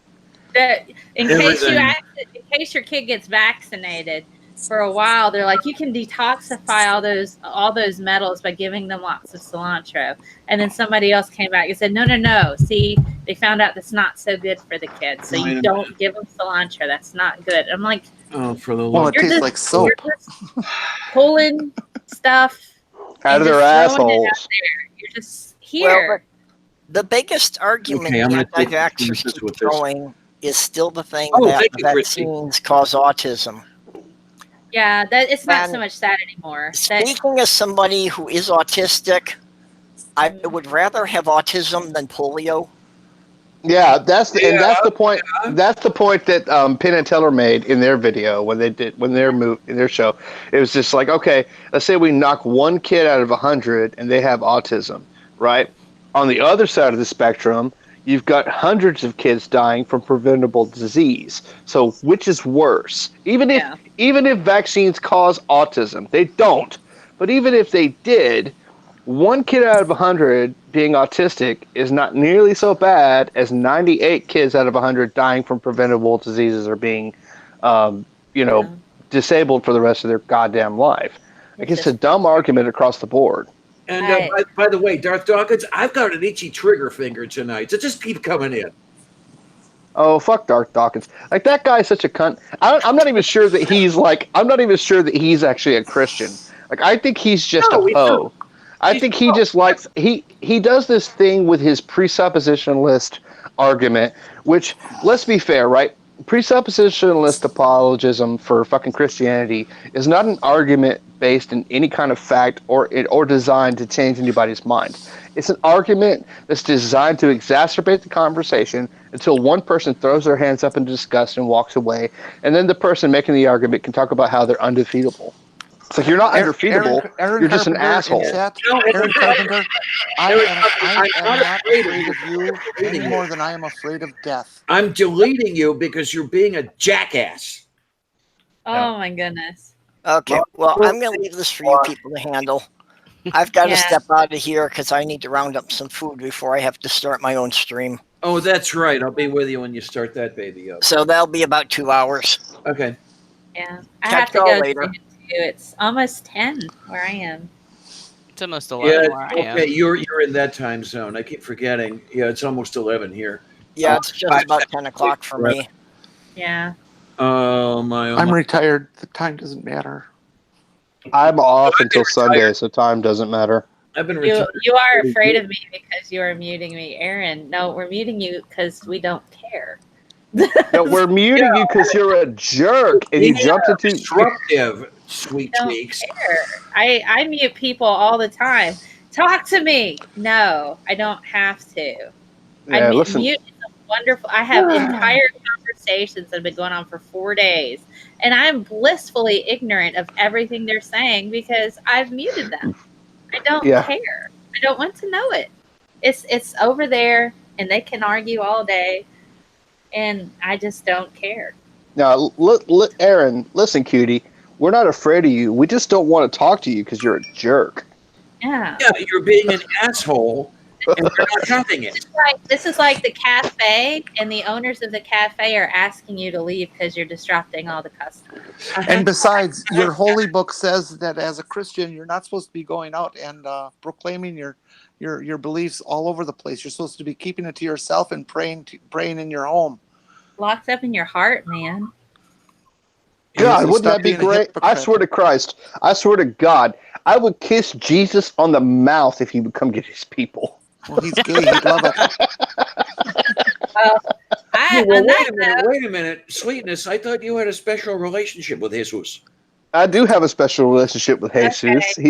He's my caramel skinned lover. Rock me, sexy Jesus. No. We're talking about my sweet caramel skinned Latino lover. Luciano, Darth Dawkins is here. He's using stock accounts to mass flag us or mass dislike us. Amazing. That means you're doing something right, guys. Absolutely. Oh man, it's funny because I've actually never had trolls come into one of my live streams like this. Hey, Sweetness, now you know that you've arrived. Dark Dawkins showed up in one of Mole's streams once. We were just having a morning talk, and he was demanding to come in to debate us. Yeah. And fucking Stags lit into him like it was fucking free. It was beautiful. He was just like, fuck off, you asshole. So much fun. You remember the show I did with Neil, 604 Atheist? Mm-hmm. In the after show, Neil was there, Kate was there. Who the hell else? Russ, the frustrated atheist, was there. Darth Dawkins decided that he was going to come in on us, and we disassembled this boy. Sort of like mechanically separated chicken. It was so beautiful. It was fun. It really was. The funny thing is that Neil yelled at me once for timing fucking Darth Dawkins out because I don't think he knew who I was doing it to. But he showed up in one of Neil's interviews, and every time he spoke, I just put the smack on him. I just timed him out every time he said anything. And Neil was like, "Stop that!" And I was like, "You don't understand. I know what I'm doing." This was, I believe, it's definitely my most viewed video. I'm going to copy the link address. Here we go. It has 844 views as of right now. It's beautiful. I'm going to hop off here. It was fun chatting with you guys. It was fun, but Mel, before you go, you go with your hair up like that, you look like that chick from the B-52s. You know, I love Shaq, I thought she looked like 1890. 1890? Yeah. Got me a car. It's as big as a whale. It's about to set sail. Got me a Chrysler, and it's about 20. Mel, may I just say in all sincerity that I really am honored to be on the same panel as you. Oh, thank you. That's so sweet. You guys are so much fun, and you're nice. I really love it. And if you would ever like to do a serious show on transgender stuff, you feel free to contact me. Sure, absolutely. I did one with Diana on gender dysphoria in children. Yeah, that was a wonderful show. Thank you. I watched it. Oh, cool. Awesome. Yeah, I'd love to. Let's talk about it. Okay. I'm on Discord. Okay. Yeah. Guys in the side chat, I posted a link. I'm going to say it. I'm going to pat my own back. You've got to see that video. Because that's Neil, Kate, Russ, and myself tearing into Darth Dawkins. It was beautiful. Okay. I pulled it up. As soon as we're done with this, I'll watch it. Yay! I'll DM you on Discord now. Okay. I'm rarely there, but I'm on Twitter a lot. So if I don't get it right away, that's fine. Okay. All right. Bye. Take care. Bye, love. You be good. I don't do the Twitter much. I don't like the public nature of it. The Catholic Church. I literally have a series where... Hey, Bubba? Yes. Start over, because Jim was talking and we missed the first part of what you were saying. Sorry, John. These people need to go give my criticisms of the Catholic Church series a watch. Because I shut the fucking Catholic Church down. Yeah, you're talking to a couple of ex-Catholics here, and those of us who spent some time in that arena, you don't want to pull your hyper-Catholic stuff on us. Really, you just don't. Yeah, I mean, look, let's be fair. If it's Darth Dawkins, which it probably is, but if it is Darth Dawkins, this guy's not a genuine actor in any way, form, or fashion. Right. There's nothing about him that's genuine. I don't even believe he's actually a Christian. I think he's just a troll. I think he's just a dick and a narcissist. And there's no point in giving him any kind of platform or any kind of time. Because what are you going to do? You're going to argue presuppositionalist bullshit? Like, fuck that shit. Like, no, I would literally rather eat dirt than talk to that guy. No, just by the way that some of the messages were coming up, I got the distinct impression that they were coming from the same person, and the way they were phrased, they sounded so much like Darth Dawkins. They even smelled like Darth Dawkins. And it's like, Darth, don't even get started with me. Well, there's literally a whole group of people that like look for him to show up places so they can shut him down. Yes. Godless Girl's a part of it. Godless Girl's a part of that. Wait a minute, Godless Girl. I'm trying to remember if I've seen any of her stuff. I don't think she has a channel. The only time I've ever seen her was she showed up on a Great Debate episode with Shannon Q and was talking about it. She was like her and about a dozen other people just watch for him to show up anywhere, and they just show up. And the minute that they show up, he bounces out. Oh, for fuck's sake! There's nothing wrong with my nails. I'm wearing nail polish. This is what women do, for fuck's sake. Or at least some of them. I wish I could wear nail polish. I wish. I've spent like multiple summers wearing toenail polish the entire summer because my daughter paints my fucking toenails, and then like I'll sneak off and like clean it off. And she'll see that it's cleaned off. She's like, "Oh, Dad, I have this new really sparkly paint toenail polish." All right. There's like a dozen pictures on my personal Facebook of me getting a makeover where my daughter and my girlfriend at the time's daughter like gave me a full blown makeup makeover. Duke, it's okay if you're trans. We can accept you. Okay, well, I appreciate that. No, I hadn't done the nail polish in quite a long time. I would do the fingers and the toes. And when I started wearing sandals a couple of weeks ago, it's like I'd better do my toes because if I'm going to show off the tootsies, I might as well make them look decent. And it's so nice. I mean, I had to pay something of a price for them, but I haven't had a pair of sandals that fit me this well in a long time. Like I say, I'm the one who can't find shoes that fit me for shit. I cannot go to Squalmart. I cannot go online. I just got so lucky. Let's see if I can reach them. That I found this pair on Amazon. Are you using your monkey toes? We don't need to see your feet. Are you using your monkey toes to pick things up? Oh my word! Yes, I am. This is going to awesome. turn into a show feet live stream, isn't it? Oh my! Okay. We're moving into a whole new realm of fetish. Yeah. Well, hey, if he gets the views and the money in, shrug. Hold on, I'll get my dog. He loves licking feet. So I'm not getting money. Well, guys, it's so wonderful. I haven't had a decent pair of sandals in ages. These actually fit me, and they cost me less than $100. I like it. Yeah, these cost me $60. Yeah, I have to pay out foo-foo for decent shoes because I cannot go to Walmart. I've tried. I can't go online. I've tried. It's nothing like walking 50 feet and then being in severe pain. And then there's this kitty over here. It's a Sylvia. Yay, Sylvia! My cat is strangely behaving himself right now. My cat's laying against me, being a kind of curious boy, so I might pick him up and be like, "No, stop! Oh, you're in a mood. How about you not be in a mood?" Kitty, kitty. I Yeah, see a conspiracy. Maybe I'll think about it. Why so many thumbs down? Because we have troll.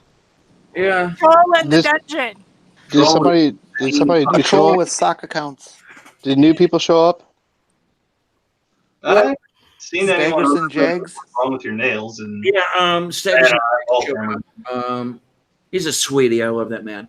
Oh yeah, Stags is like one of my favorite people. Mm-hmm. It's kind of hard unless Dawkins is creating another account. Because how many have you dealt with already, Diana? Like 10? Well, it might be. It's at least 8. I know that. We've been smashing him, Stags. We've been smashing his ass. the last comment was funny. It's like, why are you so scared? We're like, no, you're an annoying fuck. Wait a minute, I want to go back to nails. Why are you so afraid of me? We're not afraid of you. You're just a dick. Like, I would just rather like cut one of my toes off and talk to you. Like, there you go. Let me see if I can find it. Oh, here we are. I like Kate's the thing she said when Dawkins was giving us a hard time that day. It's not that we lack courage, we lack patience. I do. I really lack patience. I love that woman. I really, really do. Consider Kate, please. Anyway. Oh man. I mean, technically, I have plenty of time in my day, but I don't have time in my day to bother myself with bullshit like that. no, because what is he going to do? What is he going to do? He's going to say, "How can you be sure that you know anything?" Well, that's and that.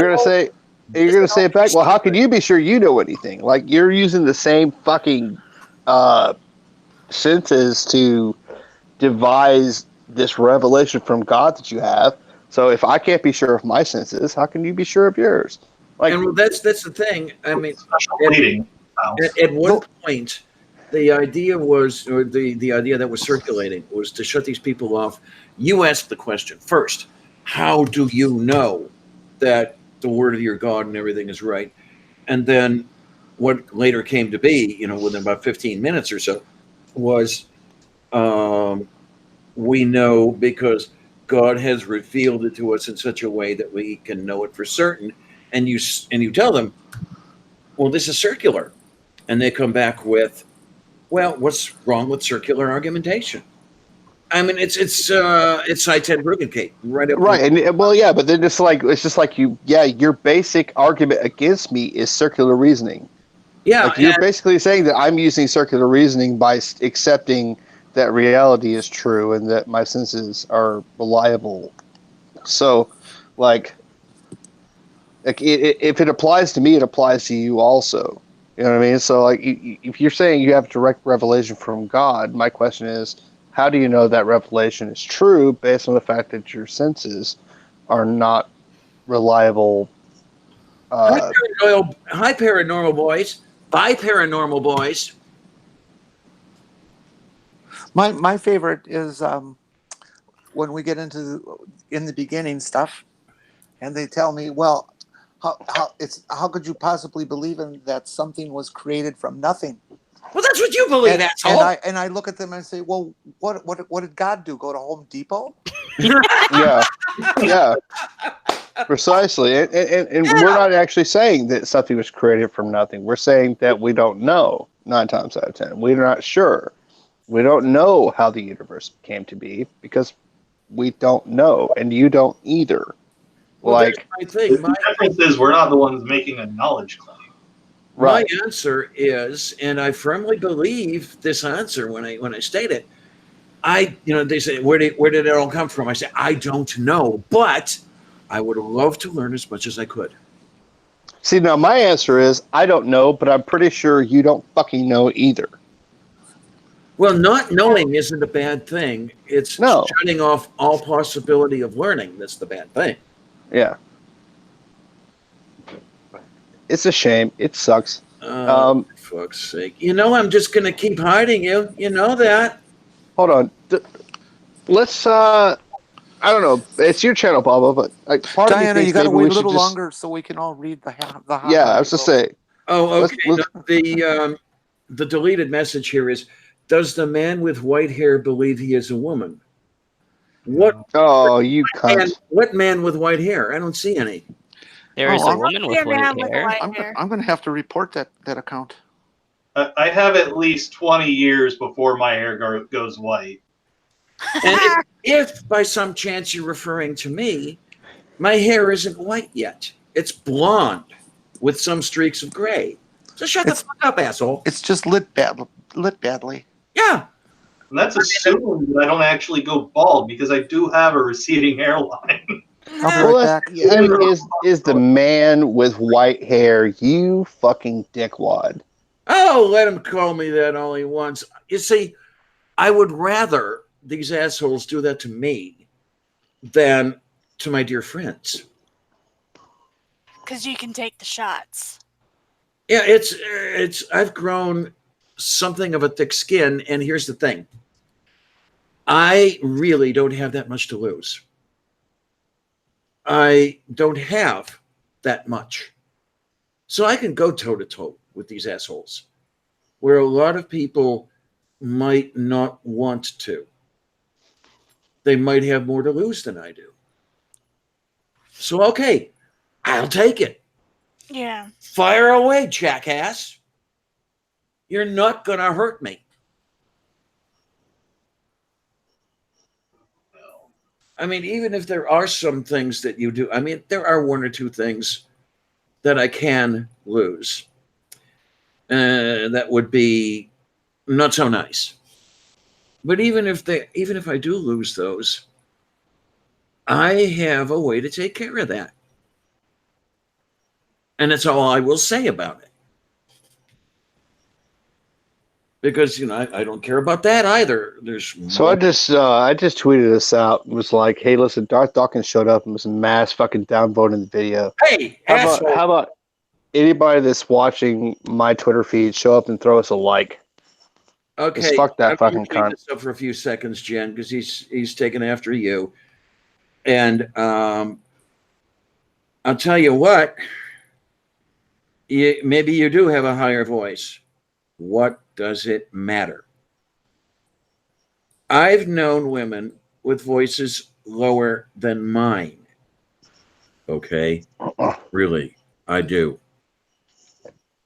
So come on, bring it on. What's wrong with your nails? What kind of a freaking name is that you fucking... Oh, he's commenting about my fingernails. Because people don't have better things to do with their life. Right, you got it. Literally, this is a fat guy with Cheeto-stained fingers sitting in his goddamn basement. That's what this is. This is a dude wiping the Cheeto stains off on his pants and typing on his computer. Amazing. Like, really? I have an idea, dude. Like, maybe take a second to have some self-fucking awareness and stop being such a jerk. And were you, sir, or whatever the hell you are, more rational, and if I could actually have a rational conversation with you rather than you pulling your bullshit, I would like to know what harm we are doing you. You tell us. Were we doing you harm? I could see you not liking us. Okay, serious question for the guy in the fucking chat that's been a cunt. What harm is the LGBTQ community doing to you personally? Answer that question. Everybody who's a moderator, I'm a moderator also, but just for a moment, let him answer the question. Let's see what he has to say. Okay, yeah, come on back here and answer the damn question. Because when I hear people like Eric Hovind, Ken Ham, going on about how horrible we are, and I dearly, dearly want to ask them, okay, what is so horrible about us? We're just trying to live our lives as comfortably, as productively as possible. And we would very much like to not have to engage you on any of this. Because we're not. Oh, look, were I causing someone physical pain with this?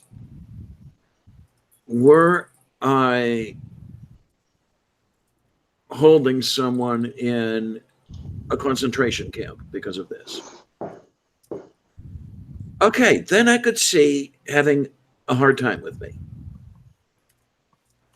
But until I am, shut the fuck up. Hey, Rock, how you doing? Yeah, Zarlok's awesome. Zarlok is a good egg. He's a good dude. Do I know you? Good person. Have I run you before? Hello, good egg. Welcome. Well, what I'm going to do, Zalrock, if you don't mind, I'm going to have a look at your channel and see if there's anything fun there that I might want to look at. Okay, you have 52 subscribers, and let's see what you've got. DMing adventures, gaming adventures. Hey, we should have. Hey, Puff just showed up in the fucking chat. NA Dragon, you should fucking join us. Oh, wait a minute! I'm already subscribed to you. Hey, how do you like that? Dragon. Yeah, what I like RPGs. I am very Hey! I am very happy that you stream RPGs. Yes, thank. Can I send NA Dragon a link? Can he join us? I don't see why not. No, you don't need the sleeps. Just join us. No, you have to join us now, Puff. God damn it. You showed up. I need your handsome, sweet dragon ass up in this goddamn chat. You jump into chat and you're like, I have sleep knowing this crowd? For Like, fuck's sake, man. seriously? You can come in here and then you can go on to Purple's stuff in another, hour and a half? Yeah, another hour and a half. No, we need this Encyclopedia Inanica. We need Encyclopedia Inanica to show up and be like smarter than everybody and know everything about everything that's ever happened. You can fall asleep on channel if you need to. Just get your arse in here. Yeah, just snore with us. Be a Snorlax. It'd be a great time. So like fucking. Well, stick around, inane, because it's going to happen. Because this guy keeps coming back, and he keeps coming back, and he keeps coming back. So there's going to be more. Eventually. I'm just having fun with my trigger finger here. I'm in that mood tonight.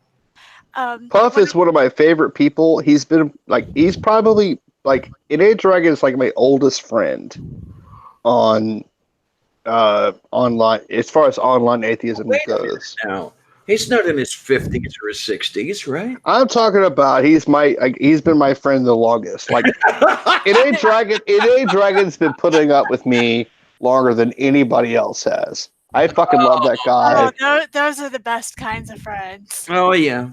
I just want to touch his penis. I mean, all right. One of my favorite Diana moments, though, was she fell asleep and Sylvia had something to say about it. And the camera was off, but we knew exactly where Sylvia was standing. She was standing probably right on top of Diana, like yelling at her, like, "Mom, wake up!" Yeah, was I there for that? I don't know. I don't know that. She was right on top of the microphone. Oh, Puff is here. Hey. Yay! Welcome. Mistakes were made. No, they weren't. You handsome devil. You handsome dragon. Regretting your life choices? I am sober, but on drugs. So. Oh boy. If a dragon loves me, guarantees about my mental state. NA Dragon loves me because, like, whenever I'm dealing with some woo-woo character, I always call him in on it, and he has to do, like, hours of research. So he's like, bastard. I'm, like, his favorite person ever. Oh, my. Okay. Just out of curiosity, does anybody know who Maxfire is? That's me. Oh, hi. Asked and answered. Yeah, thank you. So now I can subscribe to you. Yeah. I was like, that's me and my weird video of me getting a mail that is like, oh, this isn't addressed to me, nor does it have any return postage. Yeah, that's just going back in the outbox by. What's really funny, a while back, maybe about a month ago, maybe 6 weeks, I got a driver's license card from PennDOT of, you changed your address recently, just let us know about it, and, if you really have, send this card back to us and all this bullshit. And it was addressed to some name I'd never seen before, some guy's name. So somebody got the name or the address wrong or some bullshit like this. And now in my mailbox, I am receiving with stunning regularity offers for automobile insurance. and I haven't owned a motor vehicle in over 10 years. Nice. It's like a shitload of fun. Funny as that is, we have 2 emergency stat lines at my hospital. So we have like an emergency stat line where they call down, they say, hey, call a stat on this level, this room, so on and so forth. One of them is not really used anymore, and we get like constant calls on that line from telemarketers. All the time. I get calls at my desk. They'll be like, hi, I'm selling insurance. Are you the homeowner? I'm like, this is a hospital. Now that's, oh my word. Hospitals need insurance too. I wish I owned a hospital, but I don't. So that's an interesting kitchen you've got there, Max. Okay, when you look through the kitchen, oh, look at that. Oh my word, that's what I wish I had. Washer and dryer. But when you look through the kitchen, there's this door. Yes. Where's the door go? It has the water heater and stuff in it. Oh, wow. Yay. That kitchen is almost as nice as mine. It's very small. I wish it was bigger. If you were to take a look at my place now, you'd probably be like, oh, that turned into a dump, but, you know. What, are you living in a studio? No, it's a 2-bedroom apartment. It's the same apartment that you're looking at the video for right now. Yeah, it's okay. Oh, God, I wish I could live in a 2-bedroom. HUD won't let me have one. But it would be so nice because I could have my studio in one of the bedrooms. I could sleep in the other bedroom. And then Sylvia and I could have some decent room out in the living room. But you know that's not going to happen. Oh. See, you know what I really think is kind of funny? Is that the after party is what's getting all the hate and not the primary live stream. Oh my word! It's what caught their attention. It's what caught their. They didn't make it for the fucking primary stream, so now they're jumping in afterwards. Bathroom. Oh my word! Interesting because it ran for longer than 2 hours. That's beautiful. Yeah. And unless they had someone better to troll, I don't know. What I want to know is, did he answer our question? Oh my word! Those are the same overhead light fixtures that I have. I think they gave up. I think so. What I want to know is, what are they doing? How much time do they have? And how do you go looking for the channels you're going to troll? What I want to know is, how does he find time between like his bathroom encounters with gay people and everything else? Like, how does he find time to troll us on the internet? When he's Trolling got, just comes naturally to some people. It does. Guess. I don't know. What do we have here? I'm just curious. Go to that channel. All the channels involved I went to had like 4 followers or 0 followers and subscribers. This one has 5 subscribers, but one thing I noticed with 1 or 2 of the other channels is that they were cross-linked. Which is something you can do to, in one way, make it a little longer before somebody takes you out. What's the word I'm looking for?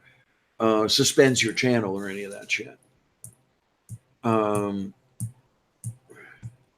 Because this whole thing from this Paige Brooks or whatever it is, I'm not sure. I know how I'm tempted to take it, but it's like, I'm gay, but my family said it's a. I think they mean phase. Yeah. It's F-A-Z. It could be a troll, but it might not be is the problem, and I don't. Right. That's why I haven't done anything about it. Same here. Same here. I just treat people as sincere because oftentimes a troll is going to get plenty of people believing that they're people who agree with their perspective believing their bullshit. It is weird that they have 5 subscribers yet no content. Well, I'm resistant to that. I had like 35 before. Oh, jeez. Content. I mean, Shannon Q. Granted, there was that whole bet and dare thing going on, but Shannon Q hit 1,000 subscribers before she made a video, so we can't quite rule people out. And True. I subscribe to a lot of channels that don't have content, just in an attempt to be nice. No. You know, somebody I've done it because you can then, especially now as they've been changing how a lot of things work, and it still works horribly. I'm not trying to give YouTube any props here. Right. But with some of the changes YouTube has made, especially on your main home screen, you can get suggestions and recommendations of videos liked by people you follow. So if you follow a random Christian creationist troll and they start liking a whole bunch of videos from an apologist that's just come onto the scene and you have no ideas out there, congratulations, you've just been given days worth of material. Oh, huh. I have an entire separate account for doing things like that so that it doesn't fuck up with my recommendations. I'm going to have, you've mentioned that before, and I'm going to have to do that. I may need to do that. Because I'd really like to have a catch-all account where I can subscribe to these people and it doesn't fuck up my regular account. Because I'm looking for stuff. I'm having a hard time finding films to review. It's one of the reasons it's taken me so long to view a film. Well, if it helps any, a good review channel that I know of is called Channel Awesome. There is someone on there called the Nostalgia Critic who I like watching a lot. Oh, right. Yeah. He still makes videos to this day. Like, props to him. Like, his brother helps him out, and he's done a really good job so far. I am liking it. Okay. I need to look at the problem with looking at things like 50 Problems with the Mormon Church is somehow the algorithm's like, you want to look at Mormon stuff. I'm like, no, I want to look at the stuff dissing it. No, why?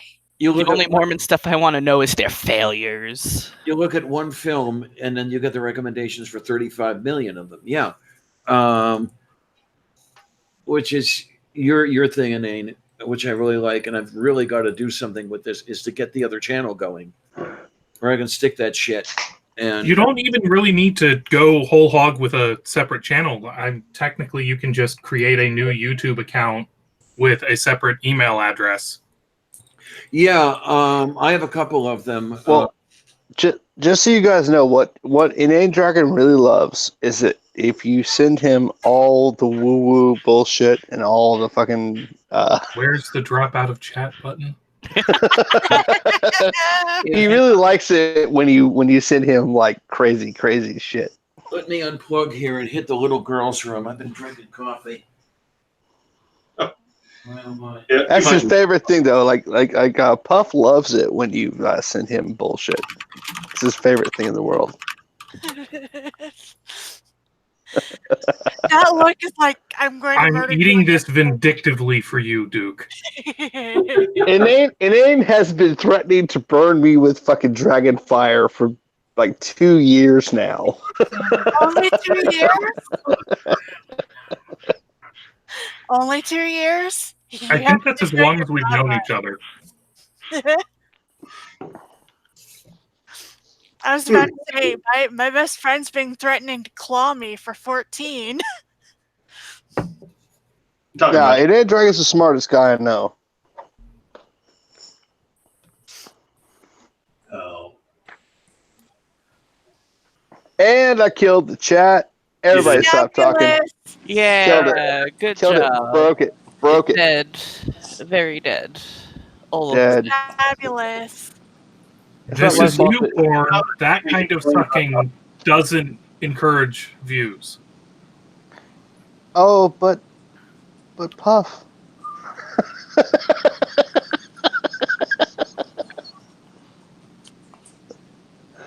Oh Christ! Puff is my like summon. Like if I had a Final Fantasy summon, Puff is that. Whenever I'm in a conversation and somebody's like, "Here's some physics shit. Here's some fucking biological shit," I'm like, "Hey Puff, what do you think about this?" Also, And then speaking of Final Fantasy, it's what I've been playing in the background this entire time. Which one? 14. Well, I don't know that. It's the MMO one, the newer one, not the older one. You should be playing Earthbound. I need to clean that. Greatest RPG of all time. No. Yep. Yep, that's an objective.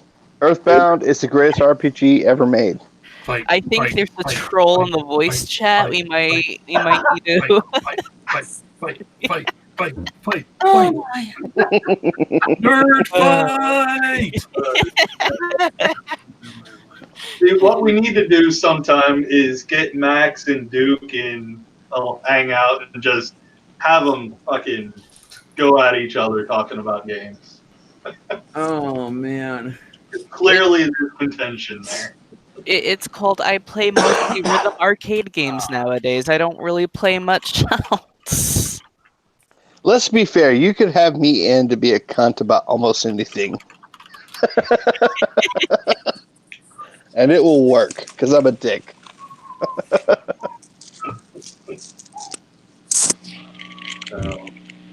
Okay, now let's see if we can do this again. What I really need here, kids, and I can't figure out how to do this yet. I've really got to get what's the word for it? Bluetooth working on this Linux system. And now, okay, I have a question. Who is okay? I was going to ask who was giving us the 60 cycle home, but it stopped, so it wasn't me. It's not me, because I haven't changed anything. Were it to have been me, I would have muted and spared everybody's ears, but I guess it isn't me. It's not my fault this time, goddammit. Ain't that something? Well, here it is, sweetness. It is your fault for it not being your fault. How dare you not let something be your fault? Oh wow, that's like really profound. You know what?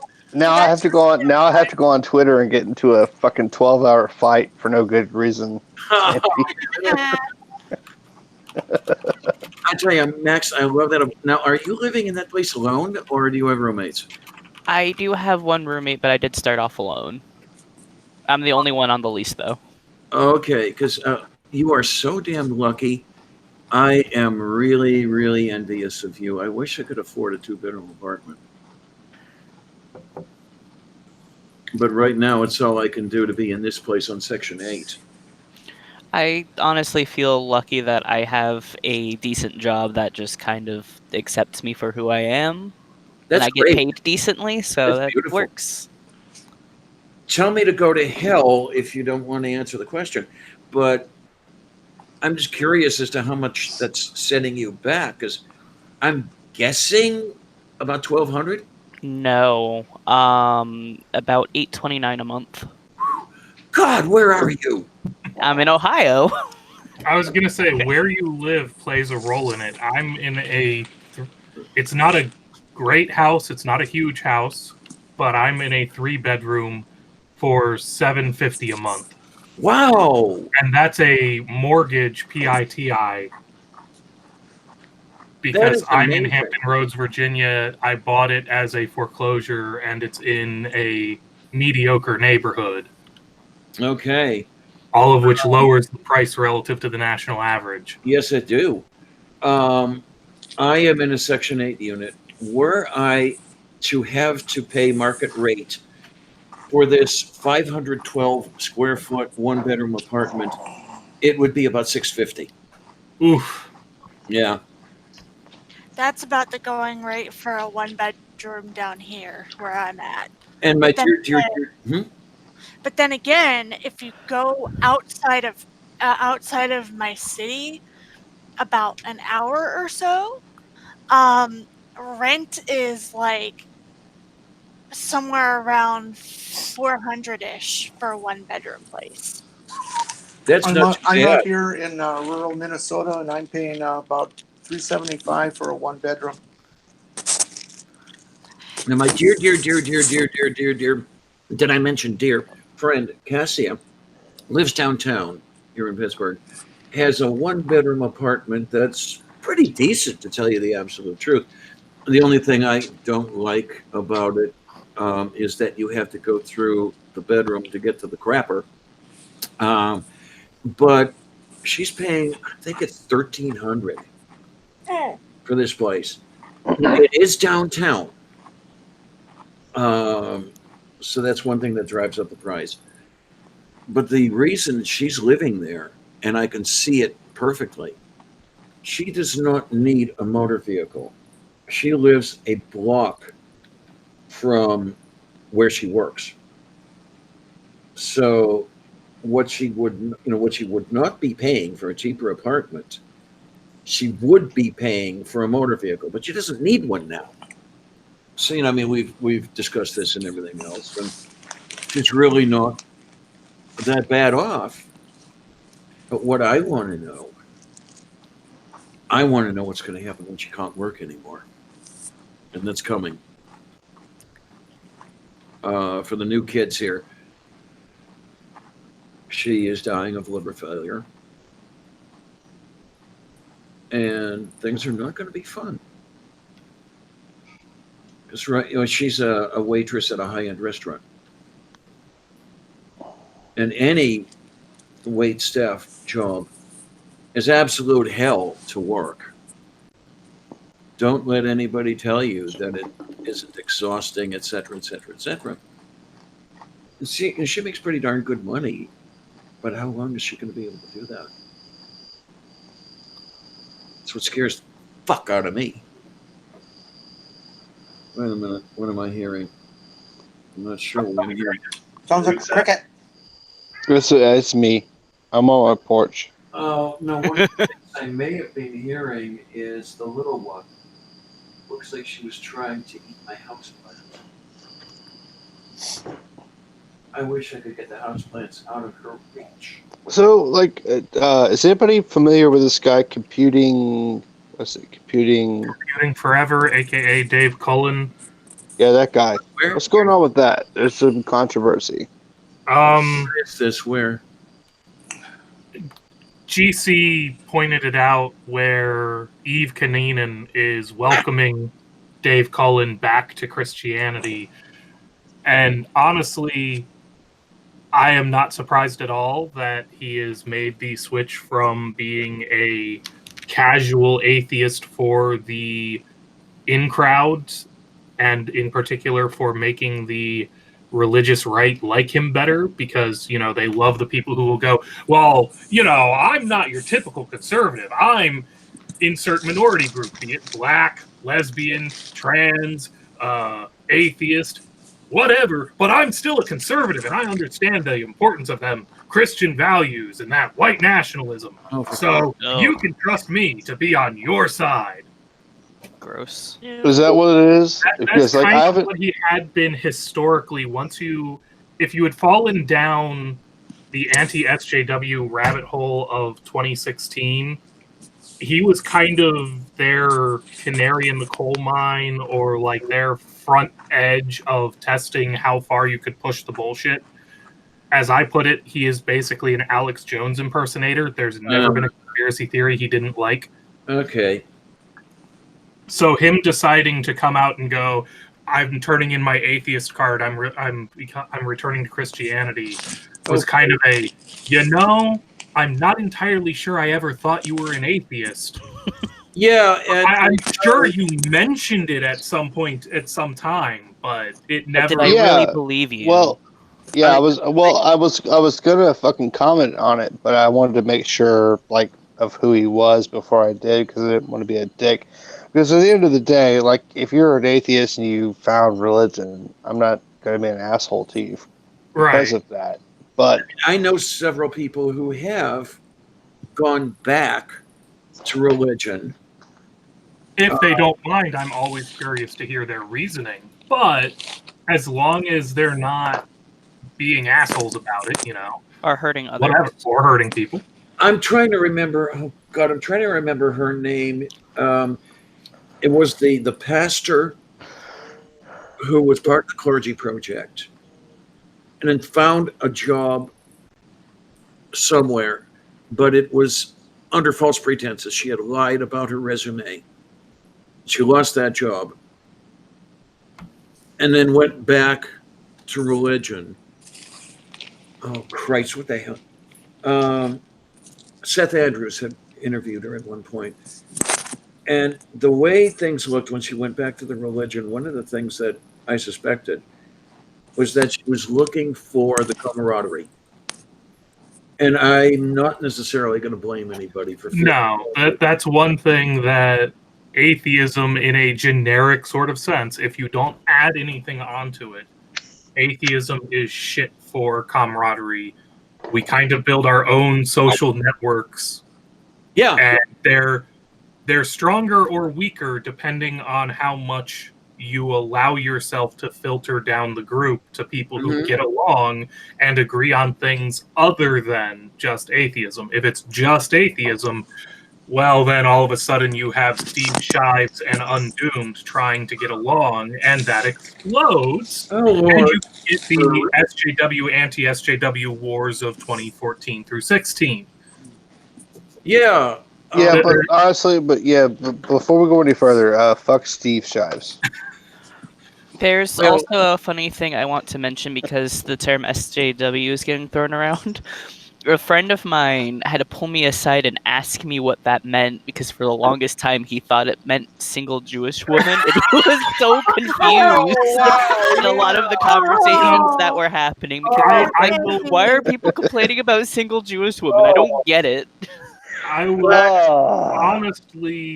honestly say that I am happier and happier every day it becomes clear that the terms are kind of not necessarily dying, but being sidelined in favor of talking about the topics that each side and everybody in between. Because hey, guess what, people? Political identity is a freaking spectrum. Yeah, it is.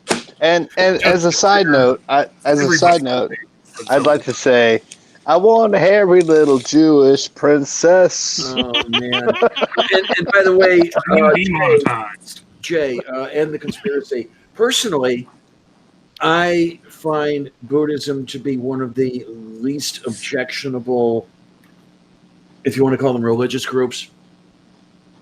I know they have their problems, but I'll take Buddhism before I take Roman Catholicism. I'll tell you that much. Yeah, I'll give you that, but I won't take either seriously. I mean, no, I'm not going to run to Buddhism. No.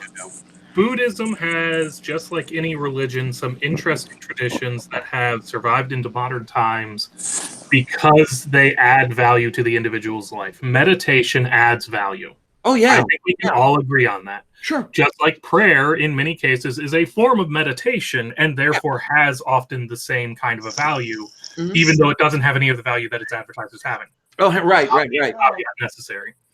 That being said, Buddhism still leads you to a set of beliefs that results in really bad, really questionable behaviors, such as setting yourself on fire to protest something that you could have protested more effectively without killing yourself. You're still teaching things that are pretty tough to convince, pretty tough to sell to people, the woo-woo aspects, that is, just like in other religions. And you also have to remember that, yes, you can argue about whether or not they were justified, but Buddhism has its terrorist organizations, such as the Tamil Tigers. Yeah. Yeah, I was going to mention the the military. Well, there's the treatment. Was it in Sri Lanka? The treatment of the Muslims there. They were flat out just. That would have been the Tamil Tigers. That would have been the Tamil Tigers terrorist group / independence fighters, depending on how you want to spin your politics. who proceeded to massacre Muslims. Granted, you know, and again, you can get into the whole, well, the Muslims might have, you know, been massacring them first and blah, blah. The point is, you get the religious belief still encodes, still encompasses, still has the memetics, if you will, to support incredibly radical and incredibly dangerous behaviors. And so I can't just... It's a nuanced conversation. It's probably a better religion than your typical Abrahamic religion as a whole, if you know, without trying to drill down into a particular Abrahamic belief, or drill down into a particular Buddhism. But so it's probably better than a lot of Western religions. It's still got a lot of very questionable, very dangerous things encoded right into its very makeup.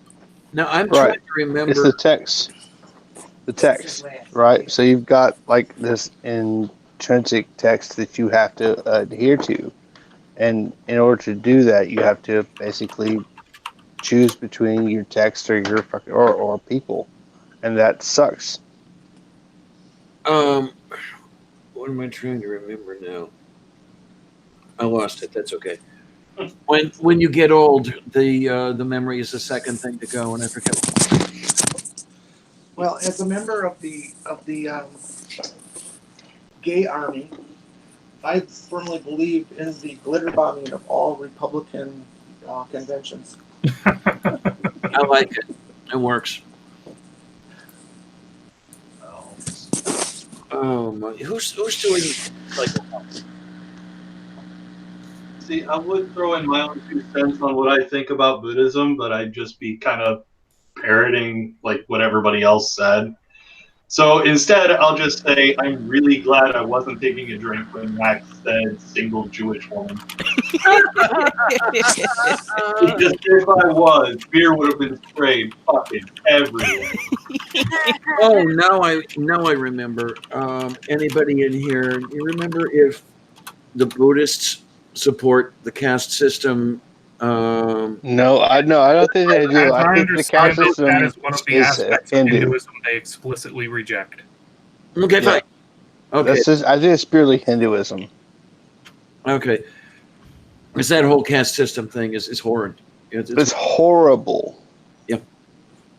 I mean, it's basically the sort of thing that you ran into in serfdom and all that shit about, you know, accept your lot, be happy with it, don't make waves. Thank you very much. We can get on with being comfortable while we live, you know, while we ride your backs to be comfortable. Yeah. Well, interestingly enough, if you go to Nirvana, the idea is that everybody's trying to live 1,000 lives to not exist anymore. Where we just say, live one life and don't exist anymore. So, yeah, you know, I like that bit about not existing. Really, I do. I don't want an afterlife. I really don't. No, I would be profoundly disappointed if I died and then I had to do this again. No, thank you. I would like it to be a loading screen. You die, you come to a loading screen. It includes the exit option so that, you know, if you're done, you can go, I'm done. Fuck it, Oblivion. But you could also go, ooh, it'd be fun to roll up a new random character and try life again, if that's what, you know, Yeah. The way I'm looking at it is if I got that chance to live another life, I'd get fucked over again. Like, no, I mean, obviously, you could also launch creative mode where you have access to you can just stick around in the universe. Well, if that was the case, I think of death as retirement without the bills. Yeah. There you go. But you want your next life to be like Universe Sandbox? Is that what you're saying? Yes. Exactly. It's Universe Sandbox or Space Engineers. Set on creative mode, you get to just dick around with an entire universe. And you can play at the level of God, you can zoom in and play as an immortal person getting to build whatever the fuck you want in a post-scarcity society, you could create Star Trek for yourself. And then when you get bored of it all, you press Control-Alt-Delete, end program, and go back into the digital void. Yeah, but the problem with that is that I played Sim Earth as a kid.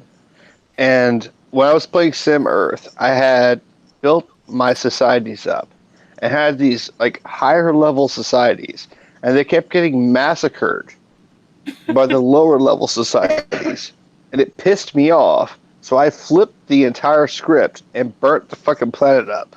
Okay, and so that's maybe what I we realized. don't allow you to have access to creative mode afterwards. There you Actually, We're gonna filter. There's mods. that was one of the most disappointing things for me when I hit adulthood and stopped believing in the Mormon Church. I was like, damn it. I don't get a planet anymore.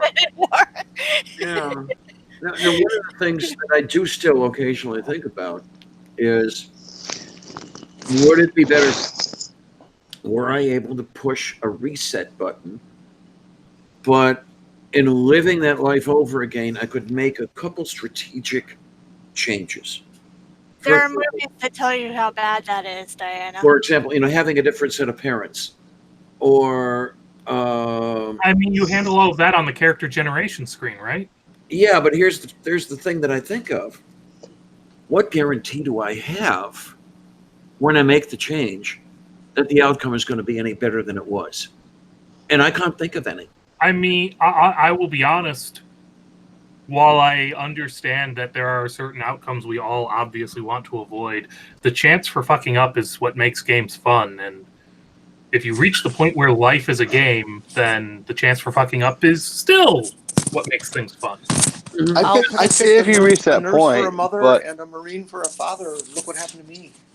I'll put it this way: with back when Pokemon was still a new thing, and we had to play them on the Game Boys, I broke my Pokemon Red cartridge because I kept exploiting I kept exploiting the game and finding new glitches.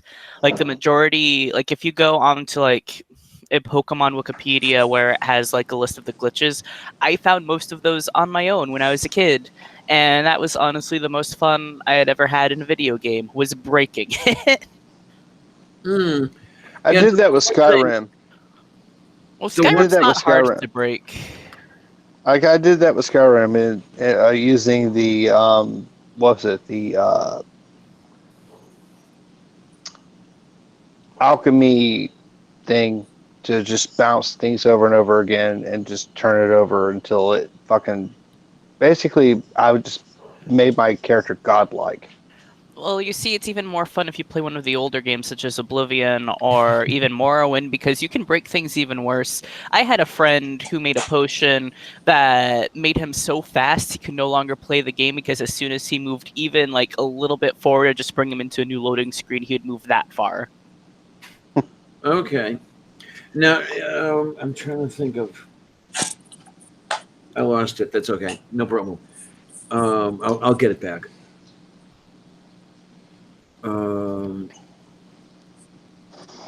Yeah, but this is the fun stuff when we start getting into this bullshit. I love it. How many of you are going to go on over to Purple's stream in another hour? I'm planning on it. I'm planning on talking y'all's ear off again. Everybody, just come on over. I'll put the link in the chat. We can all have some fun. Oh, bushy boy, bushy boy. I'm planning on dying 9 times while I sleep. So. Oh, okay, fine. It'll work. There's the thing. The thought I've had in my mind lately is it would be so nice if I could get under the covers, go to sleep, and simply not wake up. And that would be the way I die. No, it's not that I'm trying to die. It's have that way of dying. Yeah, because I get it. It makes me sad. I don't mind. Aaron Ra has said this as well. I don't mind the thought of being dead. It's getting that way that really, scares the fuck out of me. The transition process is definitely the long pole in the tent. Mm-hmm. And the person I referred to as my second mother-in-law, because I was married once officially, and then second time around was unofficial. Sandra and I were together 8 years. Melody and I were together 11 years.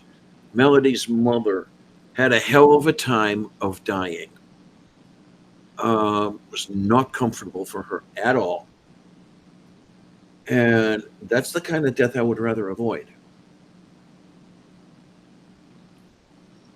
Yeah, I can appreciate that.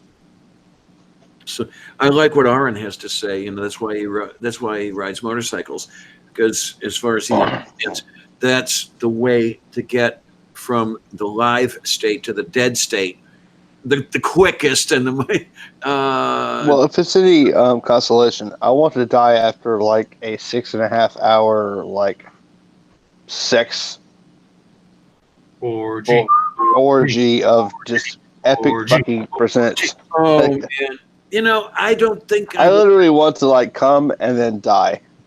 I don't think I would remember how. I've been dry for 10 years, for Christ's sake. See, I had the best timing out of every human on the planet, because I left to go grab my growler because I'm starting to run low already. Growler. The words I hear coming out of Duke's mouth are, "I want to come and just die." Welcome Damn to it, my you. club. That's what happens to the ace. Every time she leaves the room and comes back, you guys are talking about the worst sexual things ever.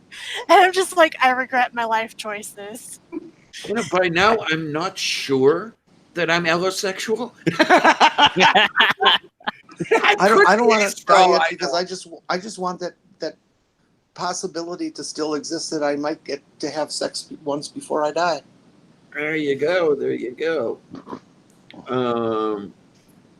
But like I say, I don't know if I'd know how anymore. It's a strange. The actual act has nothing to do with it. It's whether or not the attraction is there. Mm-hmm. At this point, I wonder if we went by the act. So many aces try to force themselves to be straight that they have sex that they don't want, and so that would like disqualify a good majority of people who are actually ace. The one thing I will say is, let's take it to the different tributary or whatever it is. I don't know that I remember how to have a relationship. And it's questionable that I ever knew how in the first place. Step 1, don't kill your partner. Okay. If you can get over that hump, you're halfway there. Yeah, but first you've got to have a partner to not kill. I was about to say, like, it's easy for me to not kill my partner because, yeah, haven't had one in a bit. Like I say, I've been alone 10 years. Now this is interesting. 10 years. Ooh. Yeah, well, tell me about it, man. I haven't been on a date since 1979. 10 years. What I will say is, I did that sleeping. how was I going to put that? I don't mind being alone. What I hate is being lonely. Yeah, it sucks. I deal with being lonely pretty well because it comes with the turf, but I can't be lonely and in a relationship. That nearly kills me. Oh, like, right. I get so seriously depressed. That's kind of why I stay single a lot, is because it's like, unless somebody is going to keep me from having loneliness. And I'm not saying that there aren't time periods where that happens. It's natural in any relationship. Oh, sure. But when you're 2 months into a relationship and you've hit the loneliness and it will not go away at all, then yeah. that's usually when I'm trying to get out. Hi, Doc. How you doing, sweetness? Meanwhile, for me, I actually have 2 partners. Yeah, jackass. You dog. Oh man. Well, hey, they're both dating each other too. It's just a fantastic little 3-way we have going on. Oh yeah, that's my memory is shit. This is not a mystery to you. I totally forgot that you're poly. Hey guys, I'm bouncing out. You guys be good. Alright, see you. Love you guys. Take care, Duke. Oh, you're taking off, hon? Okay, be good. Have fun. Mutually exclusive on all that. See, was I the only one that when Inane said if you can, not kill your partner, you're halfway there?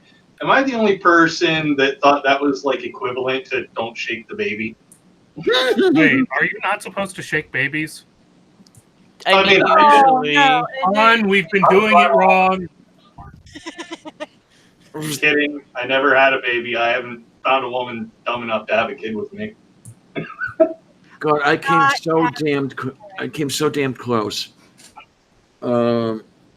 Sandra got pregnant, and it damn near killed her. So she had to have the therapeutic abortion. And I was so relieved because the first thought in my head was, what kid would want me as a parent? Really? Think about it. Because it takes something really, really, really, really, really, really special to be a parent. I didn't have it, and I knew it. Like I'm good where I'm at being an uncle. I'm fine with that, but that's my upper limit is being an uncle. Yeah. Like being an uncle is like right at the upper limit too. Yeah, perhaps I could have been an aunt or something like that, but happily, my sister didn't have kids either. Those would have been some really screwed up kids that she and her husband had kids because she went full on fundamentalist. Boy, those kids would have been I did not have kids, or try to have kids, or desire to have kids if the opportunity had presented itself, because I knew what I was, and I couldn't see taking any kid through a parent who goes through a sex change. Okay. I'm with you. Although others have done it and successfully, and that's fine for them, but for me, it's just not something I could bring myself to. But now that I'm 65, not having kids was probably the biggest mistake of my life. Okay, now I'm still going to maintain that getting my tubes tied was the best decision I made in a life full of bad decisions.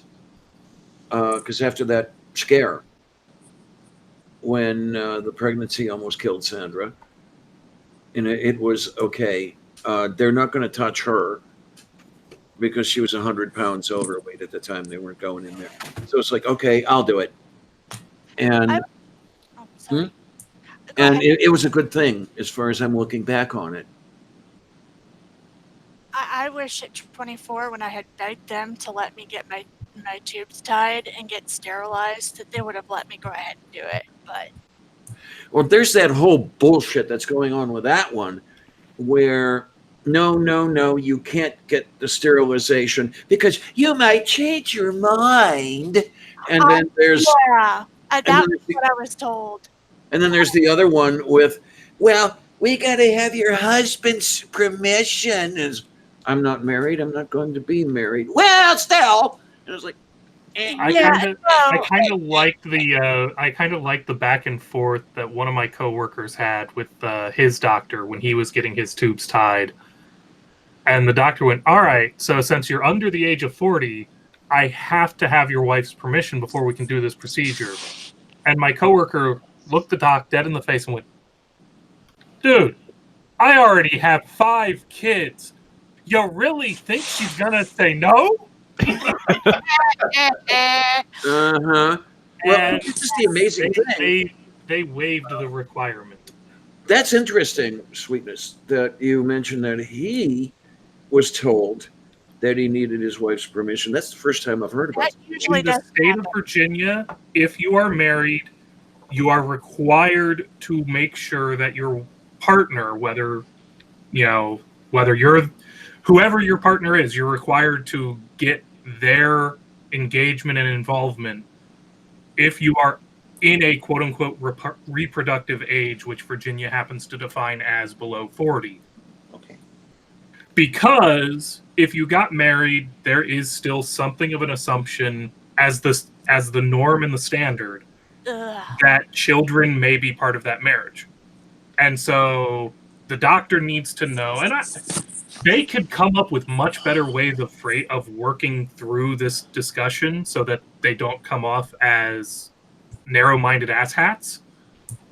But the doctor has no idea why you got married.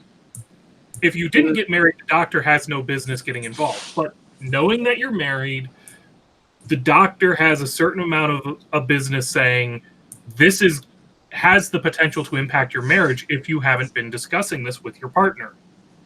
So I need to know, for my ethics, I need to know that they're on board with this decision. Well, not only ethics, is I understand that they are terrified over the prospect of being sued. Yes, also true. Yeah, and I get it. I really do. They could be much better about having the conversation. And I'm sure that anytime they say you need the permission of the spouse you don't have yet, they're fucking wrong. Right. Anytime they tell you that you should rethink this because you might change your mind in 5 years, there's this thing called cryogenic preservation. Or even adoption. Adoption is another option. I have nothing against adoption. I am an adopted child. That which I have something against is total fuckwads adopting kids. People who never should have had kids in the first place. Right. Yeah. Well, the same with some people having children. Like, I don't want to police what people do necessarily, but it's like, if you don't want the kids, don't have them. Just don't put your children through that. Well, here's the interesting thing, and I know that some people have heard this story, but not everybody, so I'm going to go over it again and bore the rest of you. At one point, the DFSB, the female slimy bastard, pulled Sandra and me aside and said, you really have to have children because it's your duty to have children. Ugh. And my immediate thought, and I wasn't going to say anything because I wasn't going to have the whole place blow up. This was at a holiday get-together. Was, wait a minute. Is that what I was? Is that what Anne Marie, my sister, was? We were your duty? No. So it's a matter of, okay, they didn't give a shit about the kids. They just did what they thought they were supposed to do, or what somebody else told them. I wonder if that's better or worse than being the mistake that happened just before his mom's tubes were supposed to get tied. I had an interesting conversation with my parents. My mom got begged to have children by my dad, who didn't actually want children himself. He only did that because the Mormon church taught him that they were supposed to have children. Be fruitful and multiply, whether or not you want to. Now, granted, both my parents loved me. There was no resentment as far as my dad was concerned. There was some from my mom, but she got through it and we worked through our differences. But it's like, that's why when I say, if you don't want children, just don't have them. Yeah. Oh, yeah. Well, there was the thing. Those two, especially he, did not want children. They wanted expectations. And I can tell you that he actively hated me from the moment I could speak, because I wasn't towing the line. I had a mind. Children are from the devil. Let's just accept this fact and move forward. I didn't agree with every single thing he said, and it was not in my makeup to obey no matter what. So yeah, it was. Didn't take very long before he was throwing punches and shit like that. So I really wish that those two had not adopted. But there's the other thing. There's the other thing I wonder about. For example, had those two not adopted, or had he got that job in Chicago and they would have settled down in Chicago, I would have had a different set of parents. Would that have been any better? I can't tell you. I don't know. Let me check the D100. Yeah, there you go. I have no idea which set of parent numbers 19 are, but apparently your alternate parents were parent numbers 19. Okay, fine. Prime number, that's a good thing. Because here's the whole thing. I mean, when they adopted me, this was 1958. And somebody like I turned out to be wasn't all that welcome in society anyway. So who's to say that things would have been any better for me? I'm going to say it, and I'm going to pat myself on the back when I do. What couple out of that demographic, the children of immigrants, worse yet, the children of Eastern European immigrants, really heavily Eastern European Catholic, wanted somebody with my IQ. I can say pretty much they wouldn't have known how to handle me. I mean, nobody did. Let's face it. We still don't. Yeah, pretty much.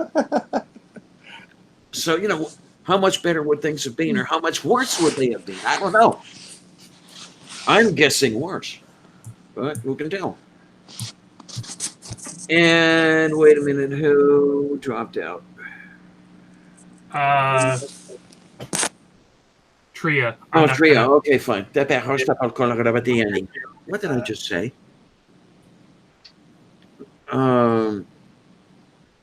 About parents and being able to handle you and stuff. Oh no, I think Diana was referring more to the suddenly going off in a foreign language bit. Yes, there we go. What my ex would call fluent stupid. That was all sorts of fun. And then what do we have here? What is that, sweetness? Is that a teddy bear? Or is that... Oh my God. It is the Ghetto Bunny. The Ghetto Bunny! Yay! Ghetto Bunny! Yay, yay, yay, yay, yay, yay, yay, yay. And real quick, I want to say happy soon-to-be birthday to Wyatt, whose birthday takes place during Pride on the 13th. Yay, yay, yay, yay, yay, yay, yay. Woo! Enjoy your And birthday. thank you, Explicit Quandary, for giving me a like and helping the like to dislike spread a little bit. Yeah, I tried on my Twitter, but unfortunately, I don't think that most of my Twitter is atheist. I think it's mostly asexuals and Mormons who don't really care about religion. Inquisitive Quandary. Do I know you? Have I run into you before?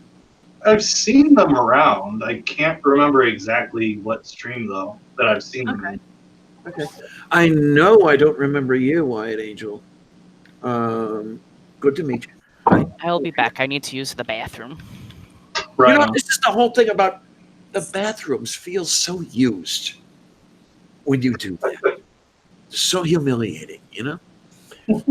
Anyway. You're only mad because you're the first to go to the bathroom in the stream and we're just copying. There you go. Now you're talking about birthdays. Is everybody knows already, but for the two people who don't, that's one thing I do want to make. I do want to live to see my birthday.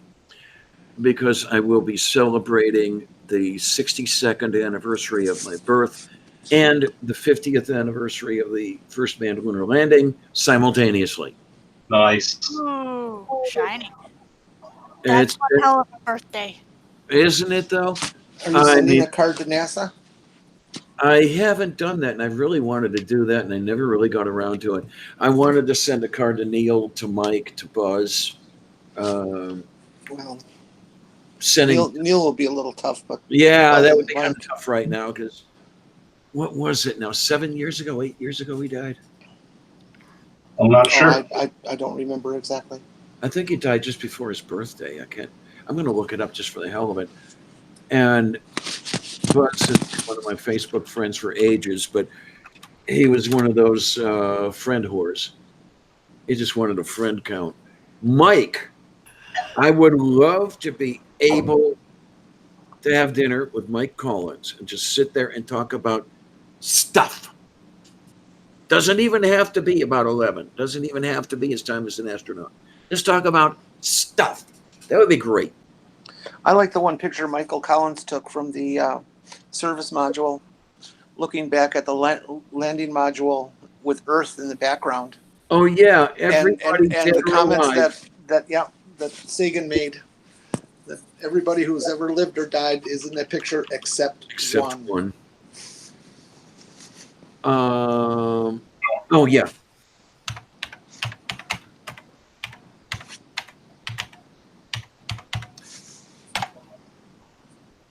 Okay, here we go.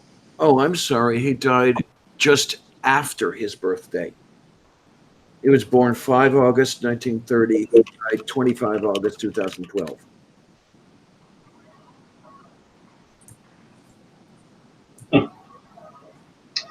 Hey Wyatt, what do you mean by you're new? Are you like a new atheist, or are you new to the channel? Out as bisexual? I mean, clearly there's my channel because I guess new instead of new to channel, then new to spending time on YouTube. I mean, you don't have to answer my question, or Wyatt. I'm just curious. Also, conspiracy. I watched an absolutely hilarious show where they tried to fake the moon landing, and they spent all of this time using technology that would have been available at that time, and said, okay, they theoretically could have, but there were thousands of people on the payroll. Have you ever gotten that many people to keep it a secret? Well, yeah. Like if it was faked, somebody would have come out by now and said, hey guys, we faked the whole thing. I'm back, by the way. Oh, yeah. Which was kind of funny. I was like, okay, so why'd you do the episode in the first place if that was going to be... You could have just started with that and not, like, done the episode. Well, what you have to understand here is that it is confirmed, absolutely confirmed, that Kubrick filmed the fake moon landing. Now, here's the problem. He is such a stickler for accuracy, he insisted that it be done on location. I do love me some Stanley Kubrick, though. Man, is that an old joke? Boy, it's old. It's older than Good Luck, Mr. Gorski. I wish I could remember the name of the documentary, but for the life of me, I can't. I was watching a documentary, and they were talking to filmmakers that were around when the moon landing happened, and they were talking about all these different things that made it technically impossible. Like from a technical standpoint, it was impossible to fake the moon landing because the lighting had to be just so, and on the Earth, it's physically impossible to do that. Yep. And even if you wanted to use computer editing, it would have been considerably more expensive to fake it. By the time you successfully faked the moon landing, you could have just fucking gone to the moon. Right. Several times. So And on that note, I have less than 5 hours before I have to get up and go to work. So I'm going to go ahead and go to bed. It's been fun chatting. You don't need any at all. What kind of job is it? Hmm? What kind of job is it? I don't want identifying details, but It is control systems engineering. oh, so mental electronics acuity and power matters. Go to bed. for nuclear power plants. So Yes, Oh, time to gee, go to bed. Yeah, I would prefer you get some sleep. Same. Good night. good night. The last thing we need is a nuclear cloud over the UK. What UK? Well, There's a UK nuclear cloud, exists. there will be one. UK exists, but Australia doesn't. Okay. Australia doesn't exist. It's fake news because the Earth is flat. Australia is an amazing place. You know why? Because they can not only sit on the toilet, but and flush it, but it all goes upside down. It all goes up. Yeah. How do they do that? Bidets are fantastic things. Just saying. Well, I mean, like, are the bidets shooting at like multiplied speeds because they're pointing down? Or You know, it's just gravity. Bidets and gravity, they go hand in hand together. They're dating, don't you know? Gravity, you fucking retard! Haven't you ever heard of fucking gravity? Gravity! Gravity! Dude, seriously, I love how Tornado Pelt just starts off like he starts off. I wouldn't say calm, but at a much calmer level than he is by the end of the night. He is such a sweet kid. I love him so dearly. I really do. I've never seen someone that young get that wired. It's all that Mountain Dew he drinks, I guess, you know? No, that'll do it. Oh, that explains a lot. Yahoo, Mountain Dew. Oh, man. Sometimes I wonder, I'm really going to have to think about this sort of thing. Okay, just to get everybody sad again. Cassia sent me a message a while back, a couple of days. I said, "Well, can I ask you a favor? No judgments, that sort of thing." And it was, okay, fine. What is it? Would you come over at your convenience whenever and give me a hand, help hold me together as I'm going through my stuff, looking at stuff to throw away and other stuff to give away. Oof. And the thing is, I've had that sort of thought. I was diagnosed in February, and I spent a month in tears thinking about that sort of thing. And I started cleaning things up. And one of the things I don't know whether I should do yet, I have quite a few of the plastic models unassembled that I had when I was a kid, or models of that type. And my thought is that this is some shit that Tornado would really love. Wait a minute. What kind of models? Tell me what kind of models. One is a Saturn V in, I believe, What size? What scale? I believe it's 1/196th. Okay, what else you got? Mercury chimney in, let me think now, it's not 1/24th, it's the next 1/48th. The two. Yeah. And then there was a manned launch vehicles that had the Mercury Redstone, Mercury Atlas, Gemini Titan, Apollo Saturn 1B, Apollo Saturn 5. Mm-hmm. I've got that totally unassembled, which could be a whole lot of fun. What else do we have? A Jupiter C, complete with service tower. I'm trying to think. There are a couple more. Do you have the Mercury Redstone? No, I don't. I mean the Mercury Atlas. Yes, that's another one I have. The 1/110th scale. Yeah, the whole Launch Complex 14. Okay. The whole Pad 14 thing. Yeah, I actually have two of them. Now, are those the original 1960s versions? Yes.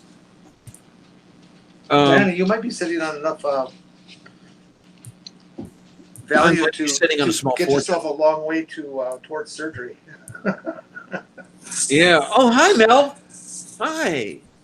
Yep, Mel's back. Oh, I mean, man. I'm a model junkie, and I know every one of those models you've mentioned. I know, and I've seen some of the prices they've gotten on eBay. The one I wish I could have that I no longer have is the Apollo spacecraft that was on the store shelves back around 1966 or 1967. I'm trying to remember the scale. I think it was 148th, but it might have been 124th. You mean of the lander? The entire spacecraft. So you have the LEM. Oh, okay, yeah, I know which one it is. With the CSM and in the launch tower. Yeah, it has partial bearing. Yeah. The one I wish I had, I was never able to get it when it was out there. And I'm really sad that I was not able to get it when it was out there. Yeah, I think that one was also a 196, but it was just not the whole Saturn V. It was just the other Right, section. but the one I really wanted the LUT, the crawler, and the launch utility tower in plastic, as a plastic model. Yeah. And it was in scale with one of the Revell models. I think it was in scale with the 196th. Because you just can't find that launch complex model anymore. All you can find, if anything, is the paper models. You cannot find. And this is the thing. I just didn't have quite enough cash for it. It was $75 in the mid 80s. Say around 86 or so. God, I wish I could have had that, and I wish I could have held on to it. I always wanted that model, and I always wanted to set up the whole thing with the in-scale Saturn and the launch vehicle and the thing and stuff, and because there's one at the Smithsonian, and I think it was scratch built. Then he did this, the LUT and the Saturn V. God, it was amazingly detailed. I got to see it the last time I was at Air and Space, which was too long ago, by the way. I have to step away for a minute. My dog is demanding attention. Woof, woof, woof, woof, woof, woof, woof, woof, woof. Pet me, pet me, pet me. Dogger. Sweetie. Wait a minute, Mel, are you saying good night? Are you leaving already? Yep, Mel is done for the night. I guess she basically came by to be like, "You guys are still at this? Well, good night." I'm curious about everyone's sexuality, so since Wyatt is new, could you all introduce yourselves, please? Sure. I'm Max. I'm a trans guy, and I'm pansexual and in a poly relationship with 2 other people. I don't know, man. I don't know if I could handle that. I'm rather possessive. You know, there's a jealous streak a mile wide that goes through me. So, so no poly for you, Diane. I'm pretty much guessing that would be kind of hard to pull off. Yeah. I am Tria. I am Gray Ace and demi-romantic. Okay, yay. Yay. Okay, so you've got Max. You've got Tria. Jen is I think AFK. So she's AFK, so I'll step up to the plate. I'm Diana, first in war, first in peace, and wouldn't get in my path toward the end of a beer party either. As far as I can tell, I'm a lesbian trans woman. I did fall for a guy once, but I usually don't lean that way. Ron was an outlier. It was definitely different to most of the other guys I've ever known, and unfortunately, he was a bit of a jerk, so that didn't quite work out anyway. Let's see what we've got going here. I guess that kind of sums it up. I sometimes wonder, though, as time has gone on, if I'm, I know what else I was going to say. If I'm not more asexual than not anymore, I guess it's that sort of thing that age and HRT does to you. I'm nowhere near as sexually driven as I was, let's say, 30 years ago, 35 years ago.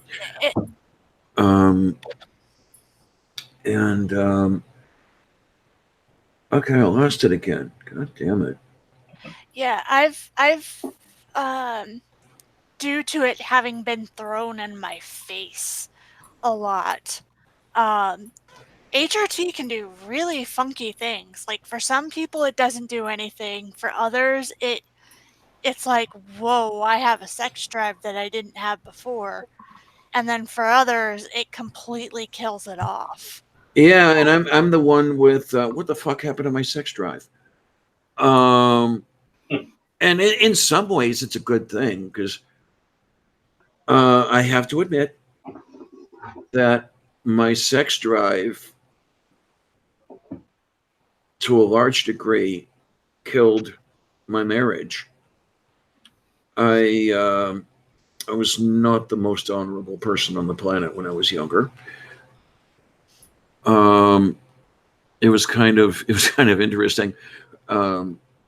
There was one point where a cousin-in-law had told me that my ex-wife had a cancer scare. Will you get down, Sylvia? Damn it! Oh, that was the mom voice. There you are. There you are. That anyway, was the mom voice. Yeah. Anyway, I gave Sandra a call. Hi, how you doing? Are you okay? Everything. I paid for that. And we were talking. Gordon Master will make you pay. There you go. We were talking for a while, and I mentioned that I've transitioned, and after one of these things with well, you're just doing it for the attention. I forget what led into it, but I said, yeah, I still like the ladies. And she said, yeah, that was always your problem, wasn't it? Which, I'll admit it, it was. Mark, could the loss of sex drive be associated with the spironolactone I am taking? Definitely could be. Definitely could be. Mm-hmm. Yep. There's a lot of medicine out there that'll absolutely butcher a sex drive. When I was on antidepressants, like after the car accident, when I got put on them by a VA hospital psychologist, my sex drive didn't exist. Like I could look at a woman I thought was attractive and be like, damn girl, but nothing would happen downstairs. You know what I mean? Now, one of the problems I had with antidepressants, I've been on pretty much every antidepressant known to man and a few that haven't been invented yet. Especially the SSRIs did not kill my sex drive. What they did was make me unorgasmic. And that's very frustrating. I've had that issue before with my antidepressant that I take. It is an SSRI, so it's just like, I'm enjoying myself, but now I'm just getting annoyed with myself. Yeah. There was one point, and this is probably way more information than anyone ever asked for about me. Oh boy. But there was one point, because I'm pretty sure the medication I was on was an SSRI, and I went at myself for like an hour and nothing happened. Do you remember what it was called? It was a generic, but I can't remember the name. Okay. The one that I'm on, if that helps any, I think its generic name is venlafaxine, which is like Effexor's generic. Yeah, that's yes, one. Thank you. That's yours. That's one that I have not been on. Surprisingly, being unable to finish is not terribly common with me with taking that medication, which I'm thankful for, because it's like, well, if I'm going to enjoy myself, I better well damn enjoy myself, you know? Uh-huh. Now, I will say that my girlfriend at the time didn't mind my anorgasmia because, I'm there, pumping away for, half hour, 45 minutes, whatever the hell it was. She's loving it. I'm not getting anywhere. But, what do you do? God, that's amazing. When I think back, how many of my exes are now dead? Oh. Yikes. My ex-wife, Sandra, died in 2017. Well, she was 15 years older than I, so that's something you might expect. Anita, on the other hand, 3 years younger than I, dead of a heart attack. I'm thinking. I wonder how many others. Just fucking kick the bucket. And here I am hanging around, hanging on. It's like, what the hell, man?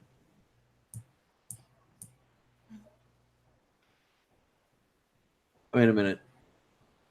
From Mark Caesar, what are the prices of generic brands like compared to name brands? Oh, okay.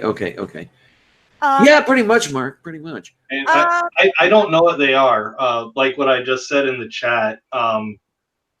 Basically, all of my medication that I ever get comes from the VA, so there's no cost to me.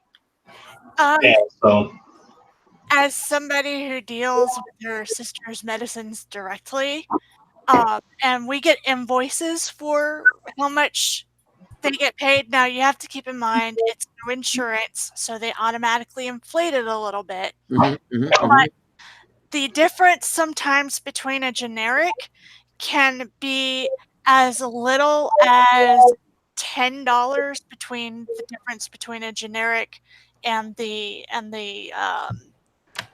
I don't know what the other term name brand.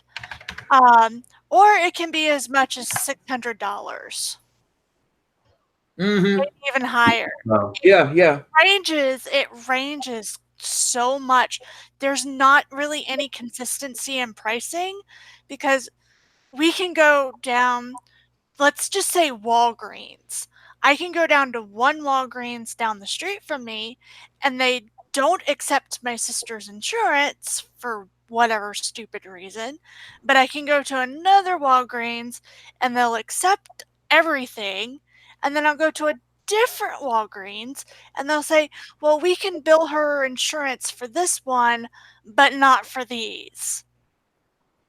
So you have to selectively pick and choose what pharmacy you go to? Yes, and because she has government insurance, we can only go to, I think it's Walgreens. I don't know. They switch it every couple of years between Walgreens and CVS. But the only place that will take her insurance is that particular pharmaceutical chain. Because she has insurance through, I always get Medicaid and Medicare, always get the two mixed up. I believe she's on Medicaid. Medicaid is for I go to the hospital pharmacy. Medicaid is the one that's for everyone. Medicare is the one that has the over 60 asterisk. Okay, yeah, she's on 65. Yeah, she's on Medicaid. She was born with spina bifida. So I'm gonna parry Santiago here real quick. Bernie. Yeah, I'm going to drop out here. Purple is wondering if I can go on to the hangout for a little bit before the show starts. All you guys, head over to Purple's channel, will you? Because we're starting a live stream in about 15 minutes. Yeah, I'm planning on it. Yeah, Tree is going to be there and a few things. My thing is that I am not able to be in two hangouts simultaneously. So yeah, I'm going to drop out of here. Thanks a lot for putting up with me, people. And of all things, please, come on over to Purple's thing, and we can keep things going over there. Yay! Yep. I'm thinking about ending in a few minutes just because Purple's about to stream. Okay. So everyone watching right now, do a search for Purple Rhymes with Orange. And yeah, if somebody's got his, who's got his channel ID? Cannot remember. Anyway, I'm going to drop. See you guys later. See you. See you later, Diana. Soon. I'll go ahead and look up Purple's channel and drop it. Yeah, because trying to search for, I'm getting a lot of things like, oh, things rhyme with orange. I'm like, that's not what the fuck I'm looking for. Thanks, YouTube. Well, okay, if you're already subscribed to them, generally speaking, YouTube will go ahead and pull it up. So, but if I'm you're not. not, then it like, did you mean? It's like, no, I didn't mean that, fuckery. No, the very first video is Eminem proves there are plenty of words that rhyme with orange, and I'm like, does that look like what I typed into the search bar, bitch? I'm on our subscribers channel and it doesn't come up for me either. Well, I mean, at first when I typed my channel name into the search bar, there we go. It like a mountain of anime came up because apparently there's an anime called BMillzebub. But now I'm at the top of the list. I am above anime, which is provided that I spell your name right. I do find you before I find the anime, and I like that. It's getting the spelling right that kills me. It's not just that. It's like the pronunciation, and like technically Luciano Gonzalez from Luciano's Logic, who was in the primary live stream, his pronunciation is technically my second favorite. My first favorite comes from YouNow broadcaster who doesn't broadcast anymore on YouNow. She used to say my name BMillzebub, and for whatever reason, that pronunciation just tickles me just right. Well, I mean, I feel the same way. Everybody's like, how do you pronounce it? And I'm like, half the time I'm like, I don't want to tell y'all because I like listening to all the different variations. Yeah, I don't think you even pronounced your name correctly for me in my live stream featuring you. That may have been subconsciously, like, me trying to make sure that I didn't say it. Like, I didn't do that on purpose, but yeah, like I said, I gave you a wrench, Trav. I just put Purple's channel in the YouTube chat. I've clicked on it. Yeah, I've like, people keep giving me a wrench, and I'm like, y'all don't even know me. You're giving me a lot of trust here. Okay, so here's how I look at it, and I'm assuming every other regular broadcaster looks at it as well. If you show up often enough, you'll get that trust. Yeah. Like, okay, so here's the thing, right? A few days ago, Jen Morgan Some cranky bitch. I will not call Jen Morgan a cranky bitch. I will. Because you've been nothing but sweet to me this whole time. So you messaged me on Twitter, like you commented on one of the tweets I made, and I don't like Benoit, Minnesota is your act. Bonzoy, bonzois, if in the French pronunciation, bonzoix in the American. Yeah, it's a combination of Bonzo from Bonzo, A Bedtime for Bonzo, Ronald Reagan movie, and IX. Ronald Reagan, interestingly, the second worst president we've ever had. But yeah, no, like, okay, so Jen, you commented on one of my tweets, and I'm like, I don't know who you are, so no offense, I'm not gonna just bring you on my show. All you had to do was be like, no, I'm Jen Morgan. Oh. See, I didn't realize I don't do Twitter much, and when I look at my Twitter channel, whatever you want to call it, it has both my names on there, and so I assumed that carried when I wrote a direct message, and it didn't. So now that I know that, here's the weird thing about Twitter, right? Because like just below a private message, I think it usually shows your proper name, and you showed up as Benzo, Minnesota. Yeah. And I was like, I don't know you. So, and like even after I clicked on you to go to your Twitter page, I didn't see anything that said Jen Morgan. So I'm like, I don't think I know you. Yeah. See, I have to keep both names active because Bonzo is my name for gaming and for all my car people and all my Twitch people, and so they only know me that way. But I've always been Jen Morgan on YouTube because I never had the two cross over, and so now it's confusing. So I'm thinking of opening a third account.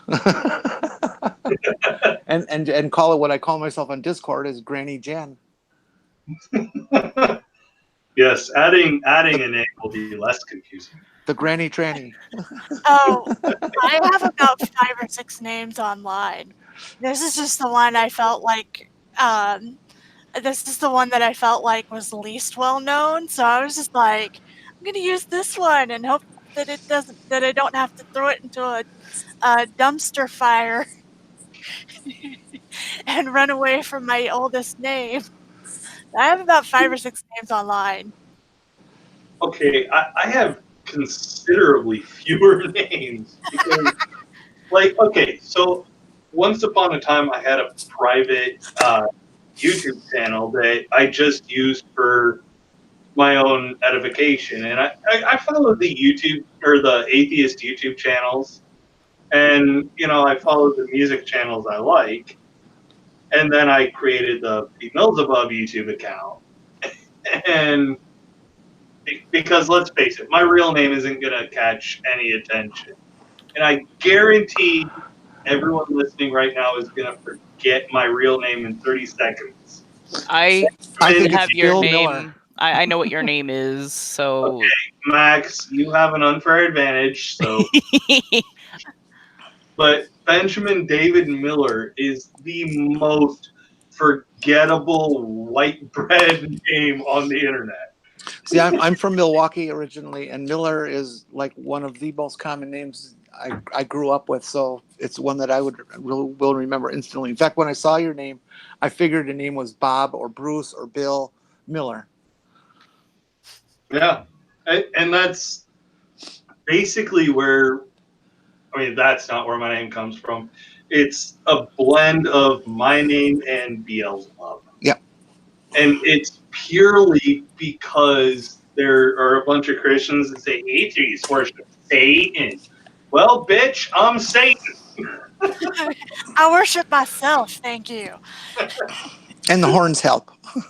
The horns do The help. horns definitely help. And yeah, I mean, it's okay. So this was obviously for people who have been following me from the jump. This is not where I filmed my original videos. My original videos were actually filmed in that room over there. Wow, you got 2 rooms? Wow. What room? Okay, so let me put it to you this way, right? This has always been kind of an odd smelling side room because there's no ventilation except for one vent. So, and eventually, because unfortunately for me. I do live with my family. This room eventually will be turned into a closet. Like my mother, her closet is on the other side of the wall in front of me. So eventually her plan is to turn this into a closet. An extension of the closet, which is equal to the size of this room plus that one over there. May I ask a personal question? Yeah. The flag behind you? My grandfather's. He served in the Navy during World War II. Survived.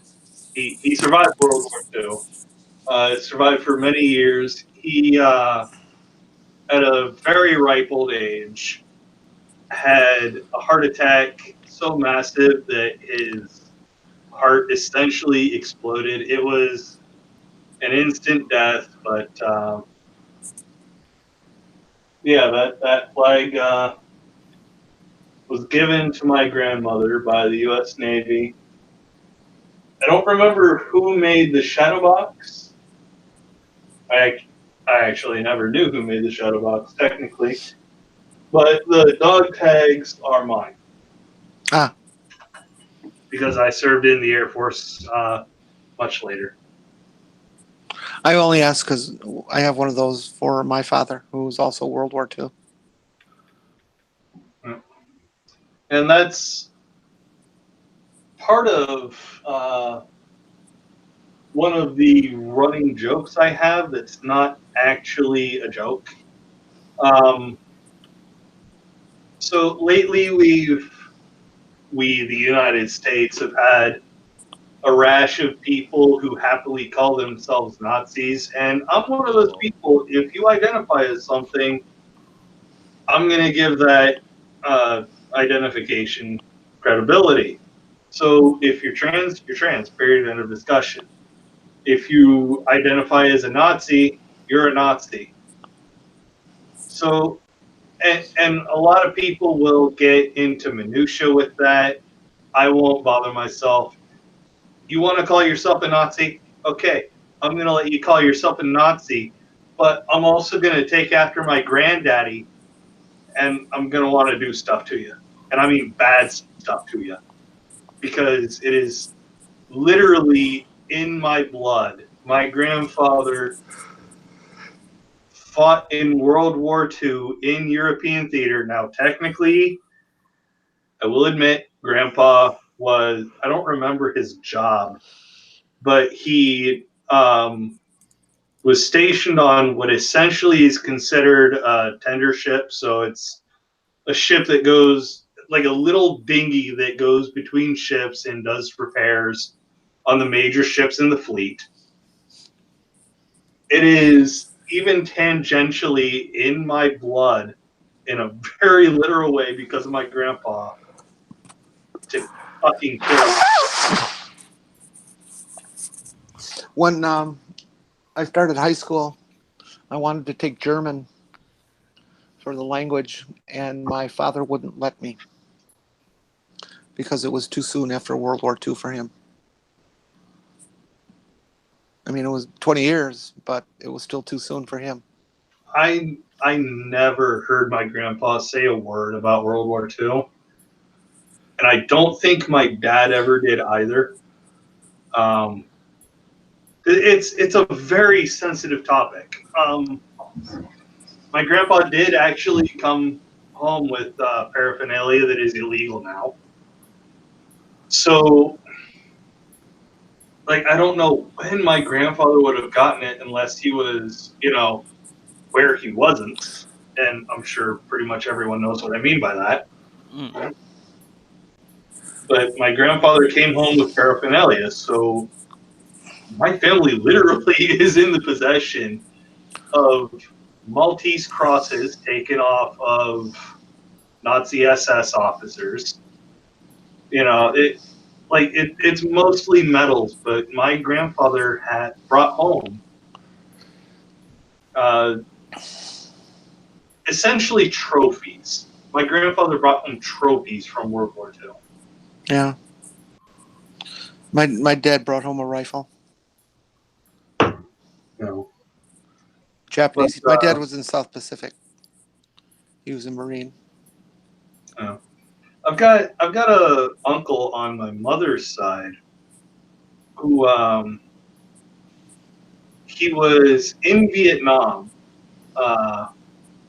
He joined the army, I think it was, and he was a really tiny guy, so the army used him as a mole.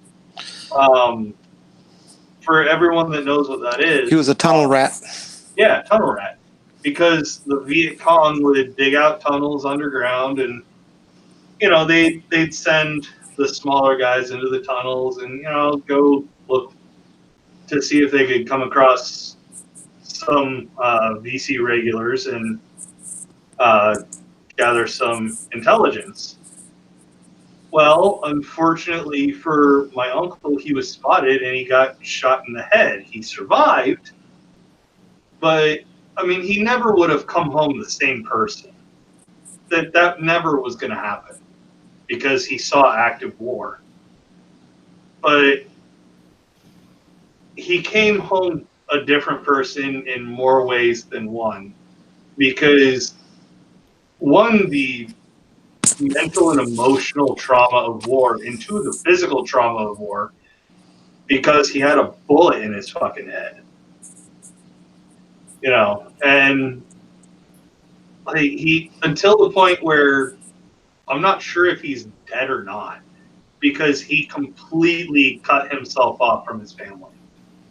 Like he, for whatever reason, he decided he couldn't tolerate them. So I have no idea if the man is dead or alive or not.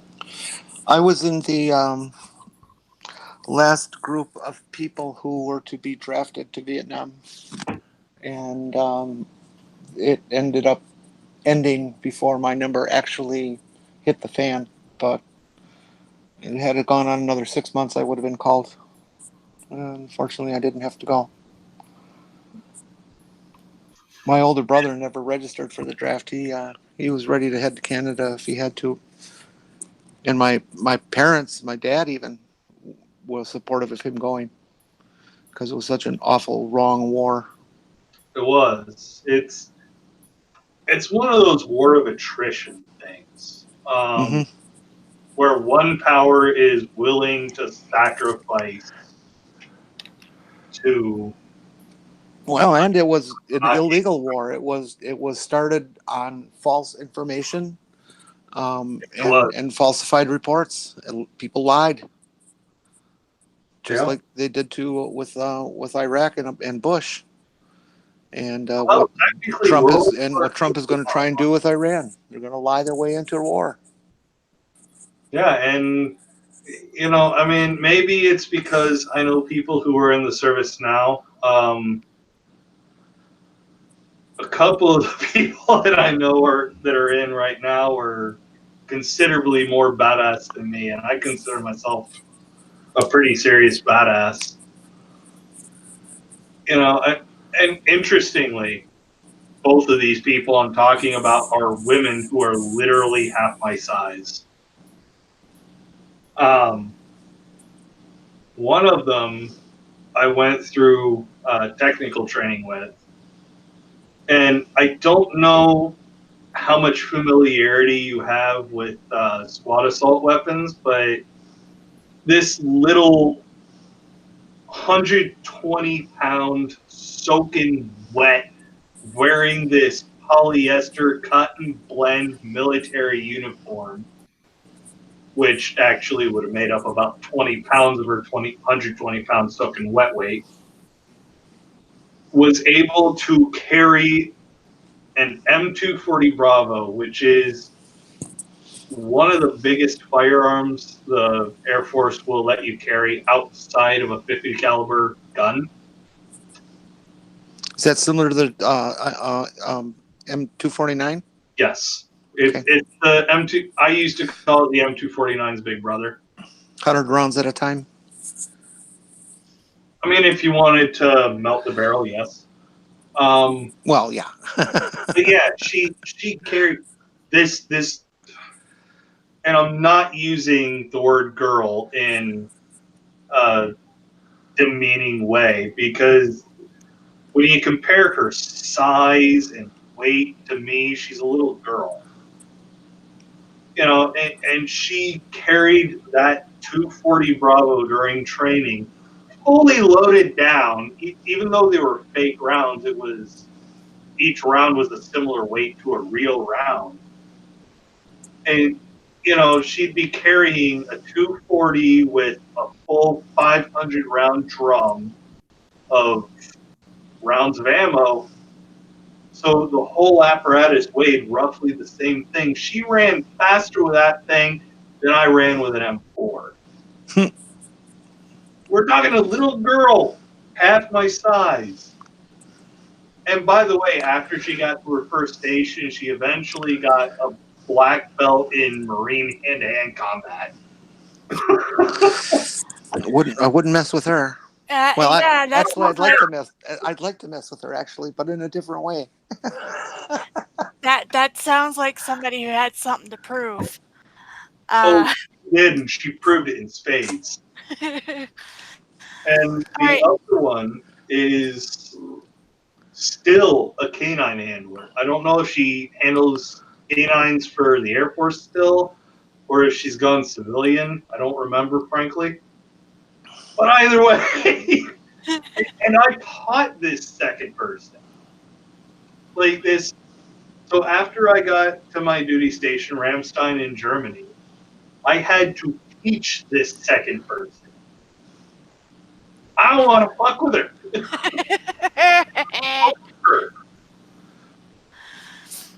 What does your T-shirt say? It's the state of Ohio with Newark 2018. Yeah. Let me switch over to the Hangout so I can. Oh, okay. Yep, and homosexual, lesbian, I'm guessing poly, and trans. I'm not sure what this one means, but I'm certain this one is trans. The third one is aliens. Okay. Aliens. Yeah, Georgia Salukos. But no, this is a shirt that I got last year from my hometown's inaugural Pride. It's the first time my town's ever hosted that. Once upon a time, I think I was still drinking milk from a bottle when this place got firebombed, and it literally was hit by a Molotov cocktail, because there was a bar downtown where I lived, where I still live, but like on Wednesdays or something like that, this place turned itself into a gay bar. So,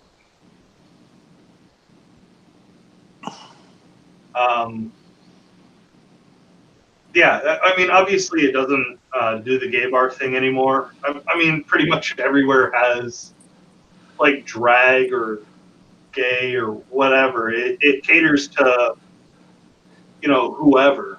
But, you know, the bar I'm talking about was one of the first of its kind. And this bar that hosted gay and drag people every Wednesday or something like that eventually did get firebombed. But once upon a time, there was a place in downtown Newark, Ohio, where I live, that used to host this thing. And if you remember from earlier, there's still very depressingly to me, because this is a college town. So, right.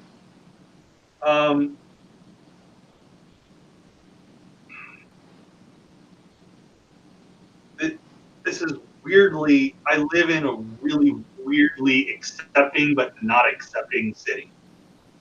And the people that are accepting obviously are the college students that go to that college that's nearby, Ohio State University. It's a satellite branch. They're obviously liberal, but at the same time, the conservative Christian people have enough numbers to turn Licking County into one of the reddest counties in the state of Ohio. And that's how it went for the current dickhole we have sitting in the Oval Office.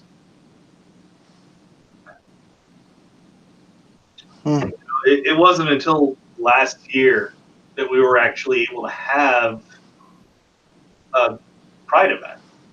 Oof. Last fucking year. And okay, so let me preface it this way. I like Kyle Kalinske, but I hate every time he brings up it's 2019. 2019. Okay, that's not a fucking argument, but it's 2019 and we've only had one Pride event in the city. Oh, and last year, hang on, let me once again bring up. Okay, this is literally what our courthouse looks like. We were supposed to light up the courthouse with, like we were supposed to. My brain's blank here. We were supposed to light it up with the LGBT flag, but some whiny little shit bucket in the city council decided we don't want to do that. Just like that whiny little shit bucket Larry Householder didn't want to have a gay teenage thing happening, not at taxpayers' expense, by the way, at the Licking County Library. Oof. I mean, how are I'm going to be like full on honest here. Oh, thank How are these God. children supposed to take that? This is the land of the United States is the land of opportunity. It's the land of acceptance. The Statue of Liberty literally says, give me you're hungry, you're tired, you're poor, you're downtrodden, and we have these fuck buckets like Larry Householder who says this better end. Did you watch Mr. Asia's thing with the Tommy McMurtry deal? Do you know what they're doing this weekend? No. These fucking Baptists are the NFIB Foundation Baptist are holding a let's hang the gay people by their necks till dead rally in Orlando on the anniversary of the shooting. Yeah, I'm wishing I had money because I would be down there with protesters, but I am like I'm worse than broke. I'm in the hole right now. And if I had any amount of money, I would be like getting a car and going down there. Well, what Jimmy put together on his channel is a protest in Florida. She will organize people. She is a fucking goddess at that shit. Please tell Christy something about that because they need to be challenged. And yeah, like they have been. They were shut down on YouTube. Jimmy put together a protest and they literally got all their channels shut down on YouTube. And now he's working on getting them shut down on PayPal so they can't accept donations. They need to not accept. Oh my God. Yeah, that's why I said I'm in Jacksonville. I'm not that far away, but I'm so far in the hole. Like, I unless somebody'd be like, "Hey, I'm going down there, and you can hop into the car for free, and I'll feed you." I can't go. Talk to Christy. I mean, I really want Christy to come up to Kentucky, I guess, despite the fact that no one should ever want to come to fucking Kentucky for the art protest.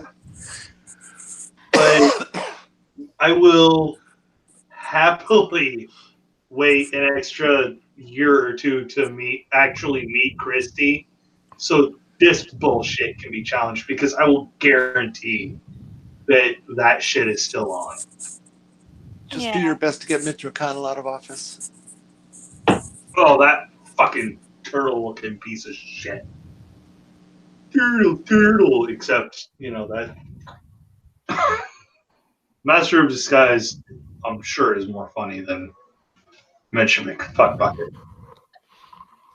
And it wasn't even that great of a movie. It's not. I haven't seen it, and I know it's not that great. It's a very bad movie. I was never really a fan of the actor in the first place, so he wasn't my style. I mean, I enjoyed Rain's World, but that's about it. I mean, it's genuinely. Why do Christian Dominions have to be a thing? I mean, obviously they have to be because they are, but why do they have to be a thing? No clue, and I think we lost Jen. I don't think it was on purpose, though. I don't think it was either. I mean, unless Jen's like me and she's like bordering on anger she's not totally able to control. Yeah. This turned ranty, but that's okay. Sometimes we need ranty. I'm debating on going to my Pride event next week. The organizers themselves seem to be okay with aces, but I live in an area where I have gotten just as much hate from LGBTQ plus people as I have anybody not in the LGBTQ plus community. So. A thing that I didn't point out at the other video that we were doing was someone in the comments said, well, the A originally stood for ally, and it never did. Like, the A wasn't added on until, like, recently. Like, that wasn't a thing in the 80s. And I just wanted to punch that person who said that, and I just didn't want to comment on it at the time. Yeah, I didn't know how to take that because purple has actually been LGBTQ plus for a few decades. So, and I'm kind of dipping my toes in and trying to I'm trying to gather up the courage, because the few interactions that I have had have been really, really horrible. Including being told that I should have been. Yeah, purple was the one who said A is for ally. So I don't tend to argue with him because he's old school, and I have this thing about arguing with people who have been in longer than I have, unless they're talking about something dealing with asexuals, because that is something that I have experience in and know my stuff, and I know my own experiences. But for me, hearing the A is for ally, most of the time when it's used to say asexuals do not belong. But yeah.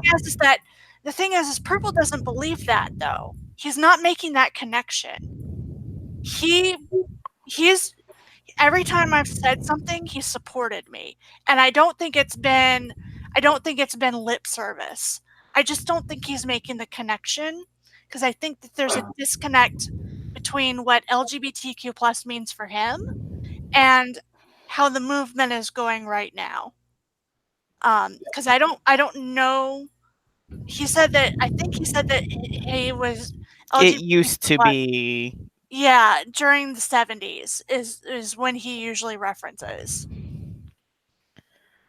So that's why I kind of, even though I was a little bit aggravated with the statement, I also know that he's coming from a completely different perspective, and one where he's trying, but like I'm going to give him a lot more I'm going to listen to him a lot more and try to see where he's coming from than I am some prick who is just being an asshole who's trying to exclude as many people as possible. I don't. Oh, so you mean one of the Catholic Church is the only way to salvation? Yeah, like that's why I'm saying like it was aggravating, but I also understand that Purple's not an exclusionist. He's He's not. just got a different idea of how things worked because he was there a lot earlier than we were. So I try to give a little bit of leeway there because I don't think he realized that because when I said something something a little bit later about that's often used to exclude aces and arrows, he immediately said, I know that, but I just wanted to say from when I came from, we were using the A for ally. So I almost kind of want to see how long the A had even been in the acronym, because I could have sworn that was, in general, a more recent addition and I not just could have something from the 70s either.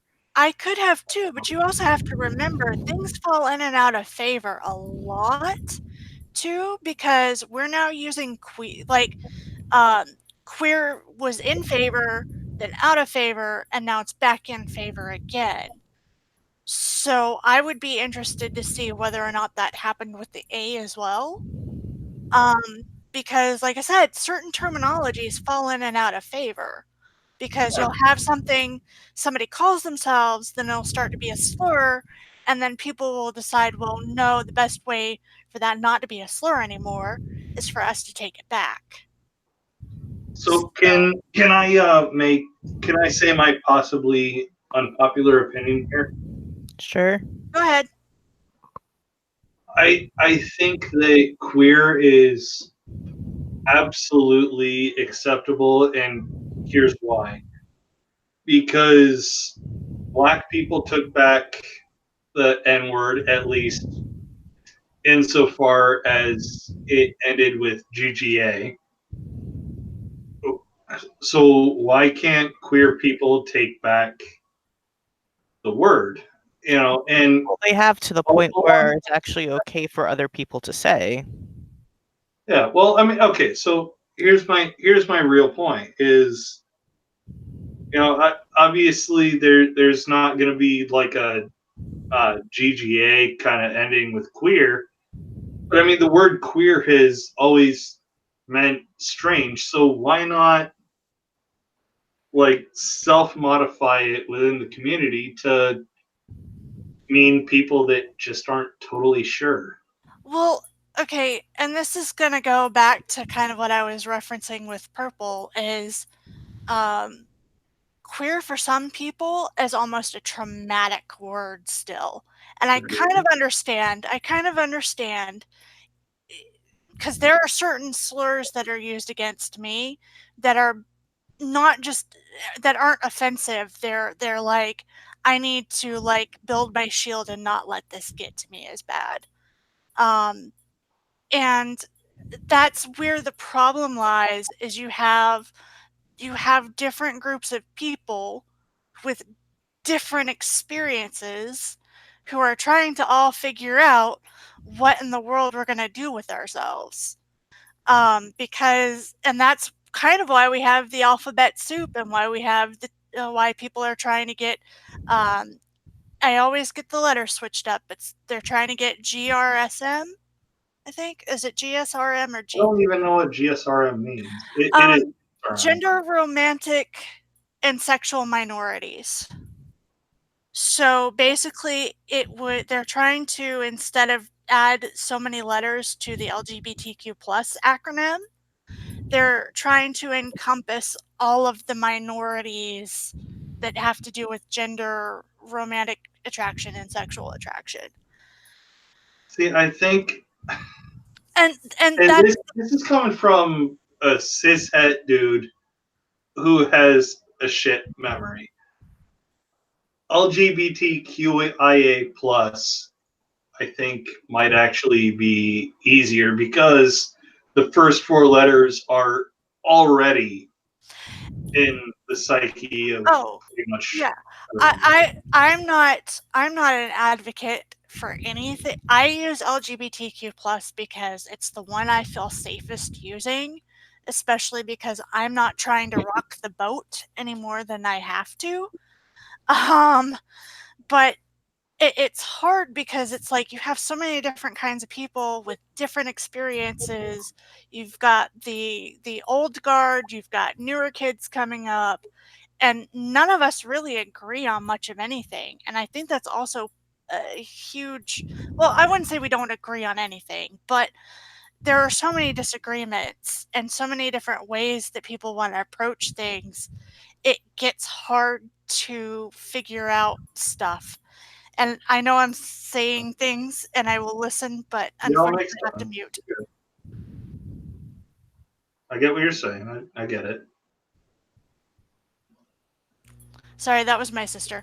And it's aggravating, but I also understand it because I realize that my perspective is going to be completely different with my experiences than somebody who has been a lesbian and been in the community for over 40 years.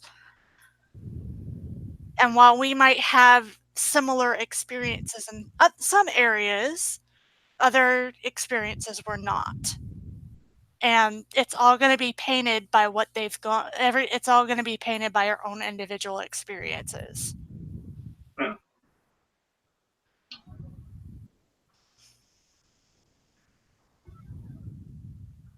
Okay, so this is the once upon a time me that I'm about to talk about.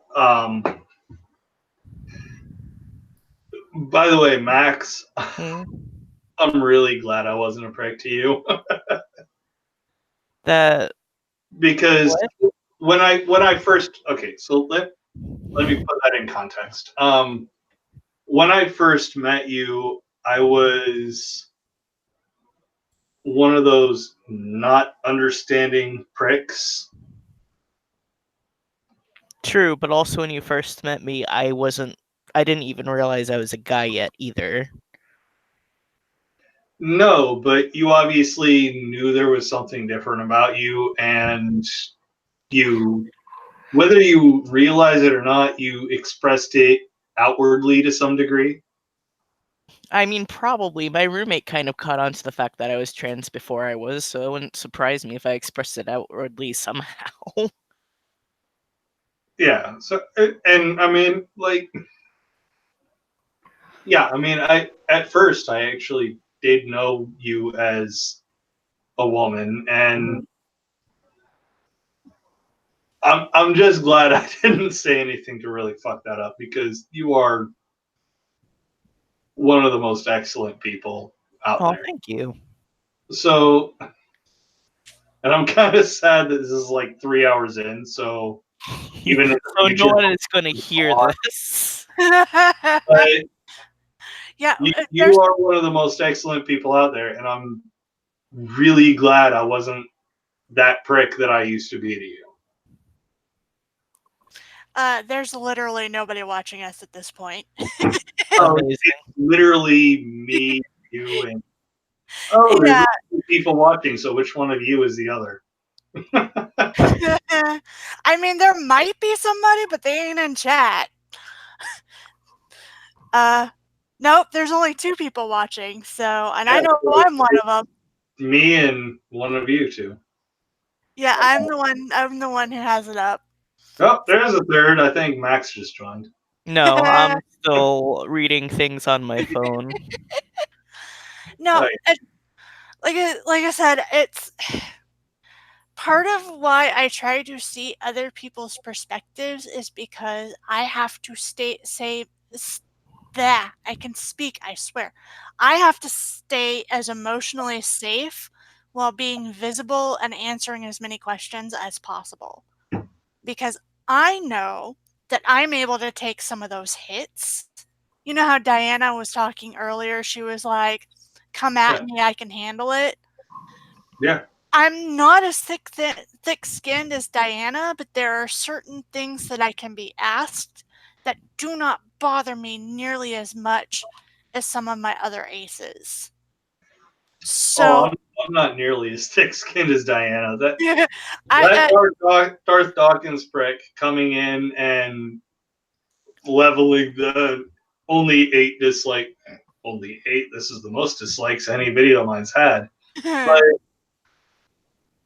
the only reason I was able to maintain any veneer of calm is because of the rest of you, because my ass would have punched a hole through the wall. Yeah, I was bridging on that level of fury, and yeah, and like I walked in like after it had already started, and I was just like, "What the hell did I walk into?" But the thing is that, yeah, that happens to me sometimes. Uh, but you know, it's like I can take the hit. So, but the thing is that I also have to be cautious because, like I said, LGBTQ people are just as likely to turn on me as they are to accept me. And when they turn viciously. Like the worst I have ever gotten is from other LGBTQ plus people. And I've gotten some real shit from cisheads. So it's for me, I have to tread carefully because even though I am a lot stronger than I used to be, if I have a bad day, I can spiral out if I'm not careful. Meanwhile, for me, it means a lot to me because one of my partners is, I guess the term would just be non-binary, but they don't see themselves as any particular gender. So, you know, I kind of fall that under the whole non-binary, agender, asexual type of thing, even though they're not asexual. You get what I mean? Yeah. Yeah. So that's something that like strikes close to my heart too, because someone that I love, you know, sees themselves as that, and therefore I'm going to respect them as that. And if someone can't respect them as that, then I'm just going to get mad. Yeah, and I often get mad before a lot of like there are some who have much thicker skin than me. And I don't really have that thick of a skin. It's just there are certain things that kind of just don't get to me at all for some reason. And I see what some of the others put up with, especially in other countries, and I don't know how they do it.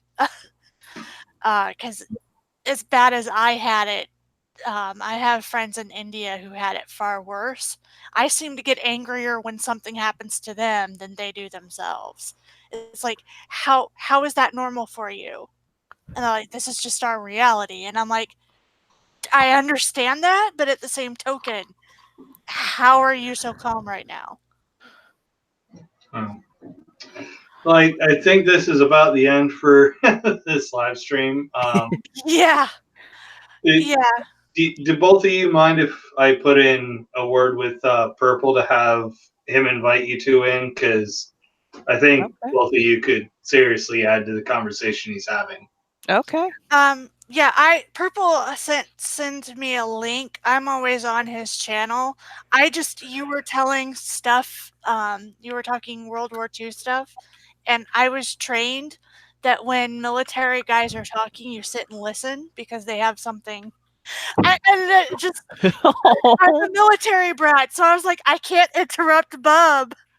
Don't get me started on what I know about the Columbine shooting. Yeah, no, we're not going to start on that right now. We're not, because it's too late at night. Simultaneously willing at best to talk about it. Yeah.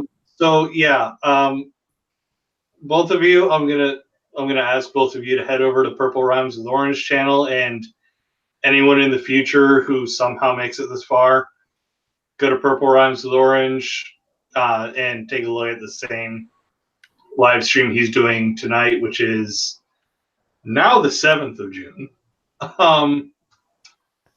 Take a look at what's going on there. But I'm sure I'll see at least one of you over there because Purple knows Trya.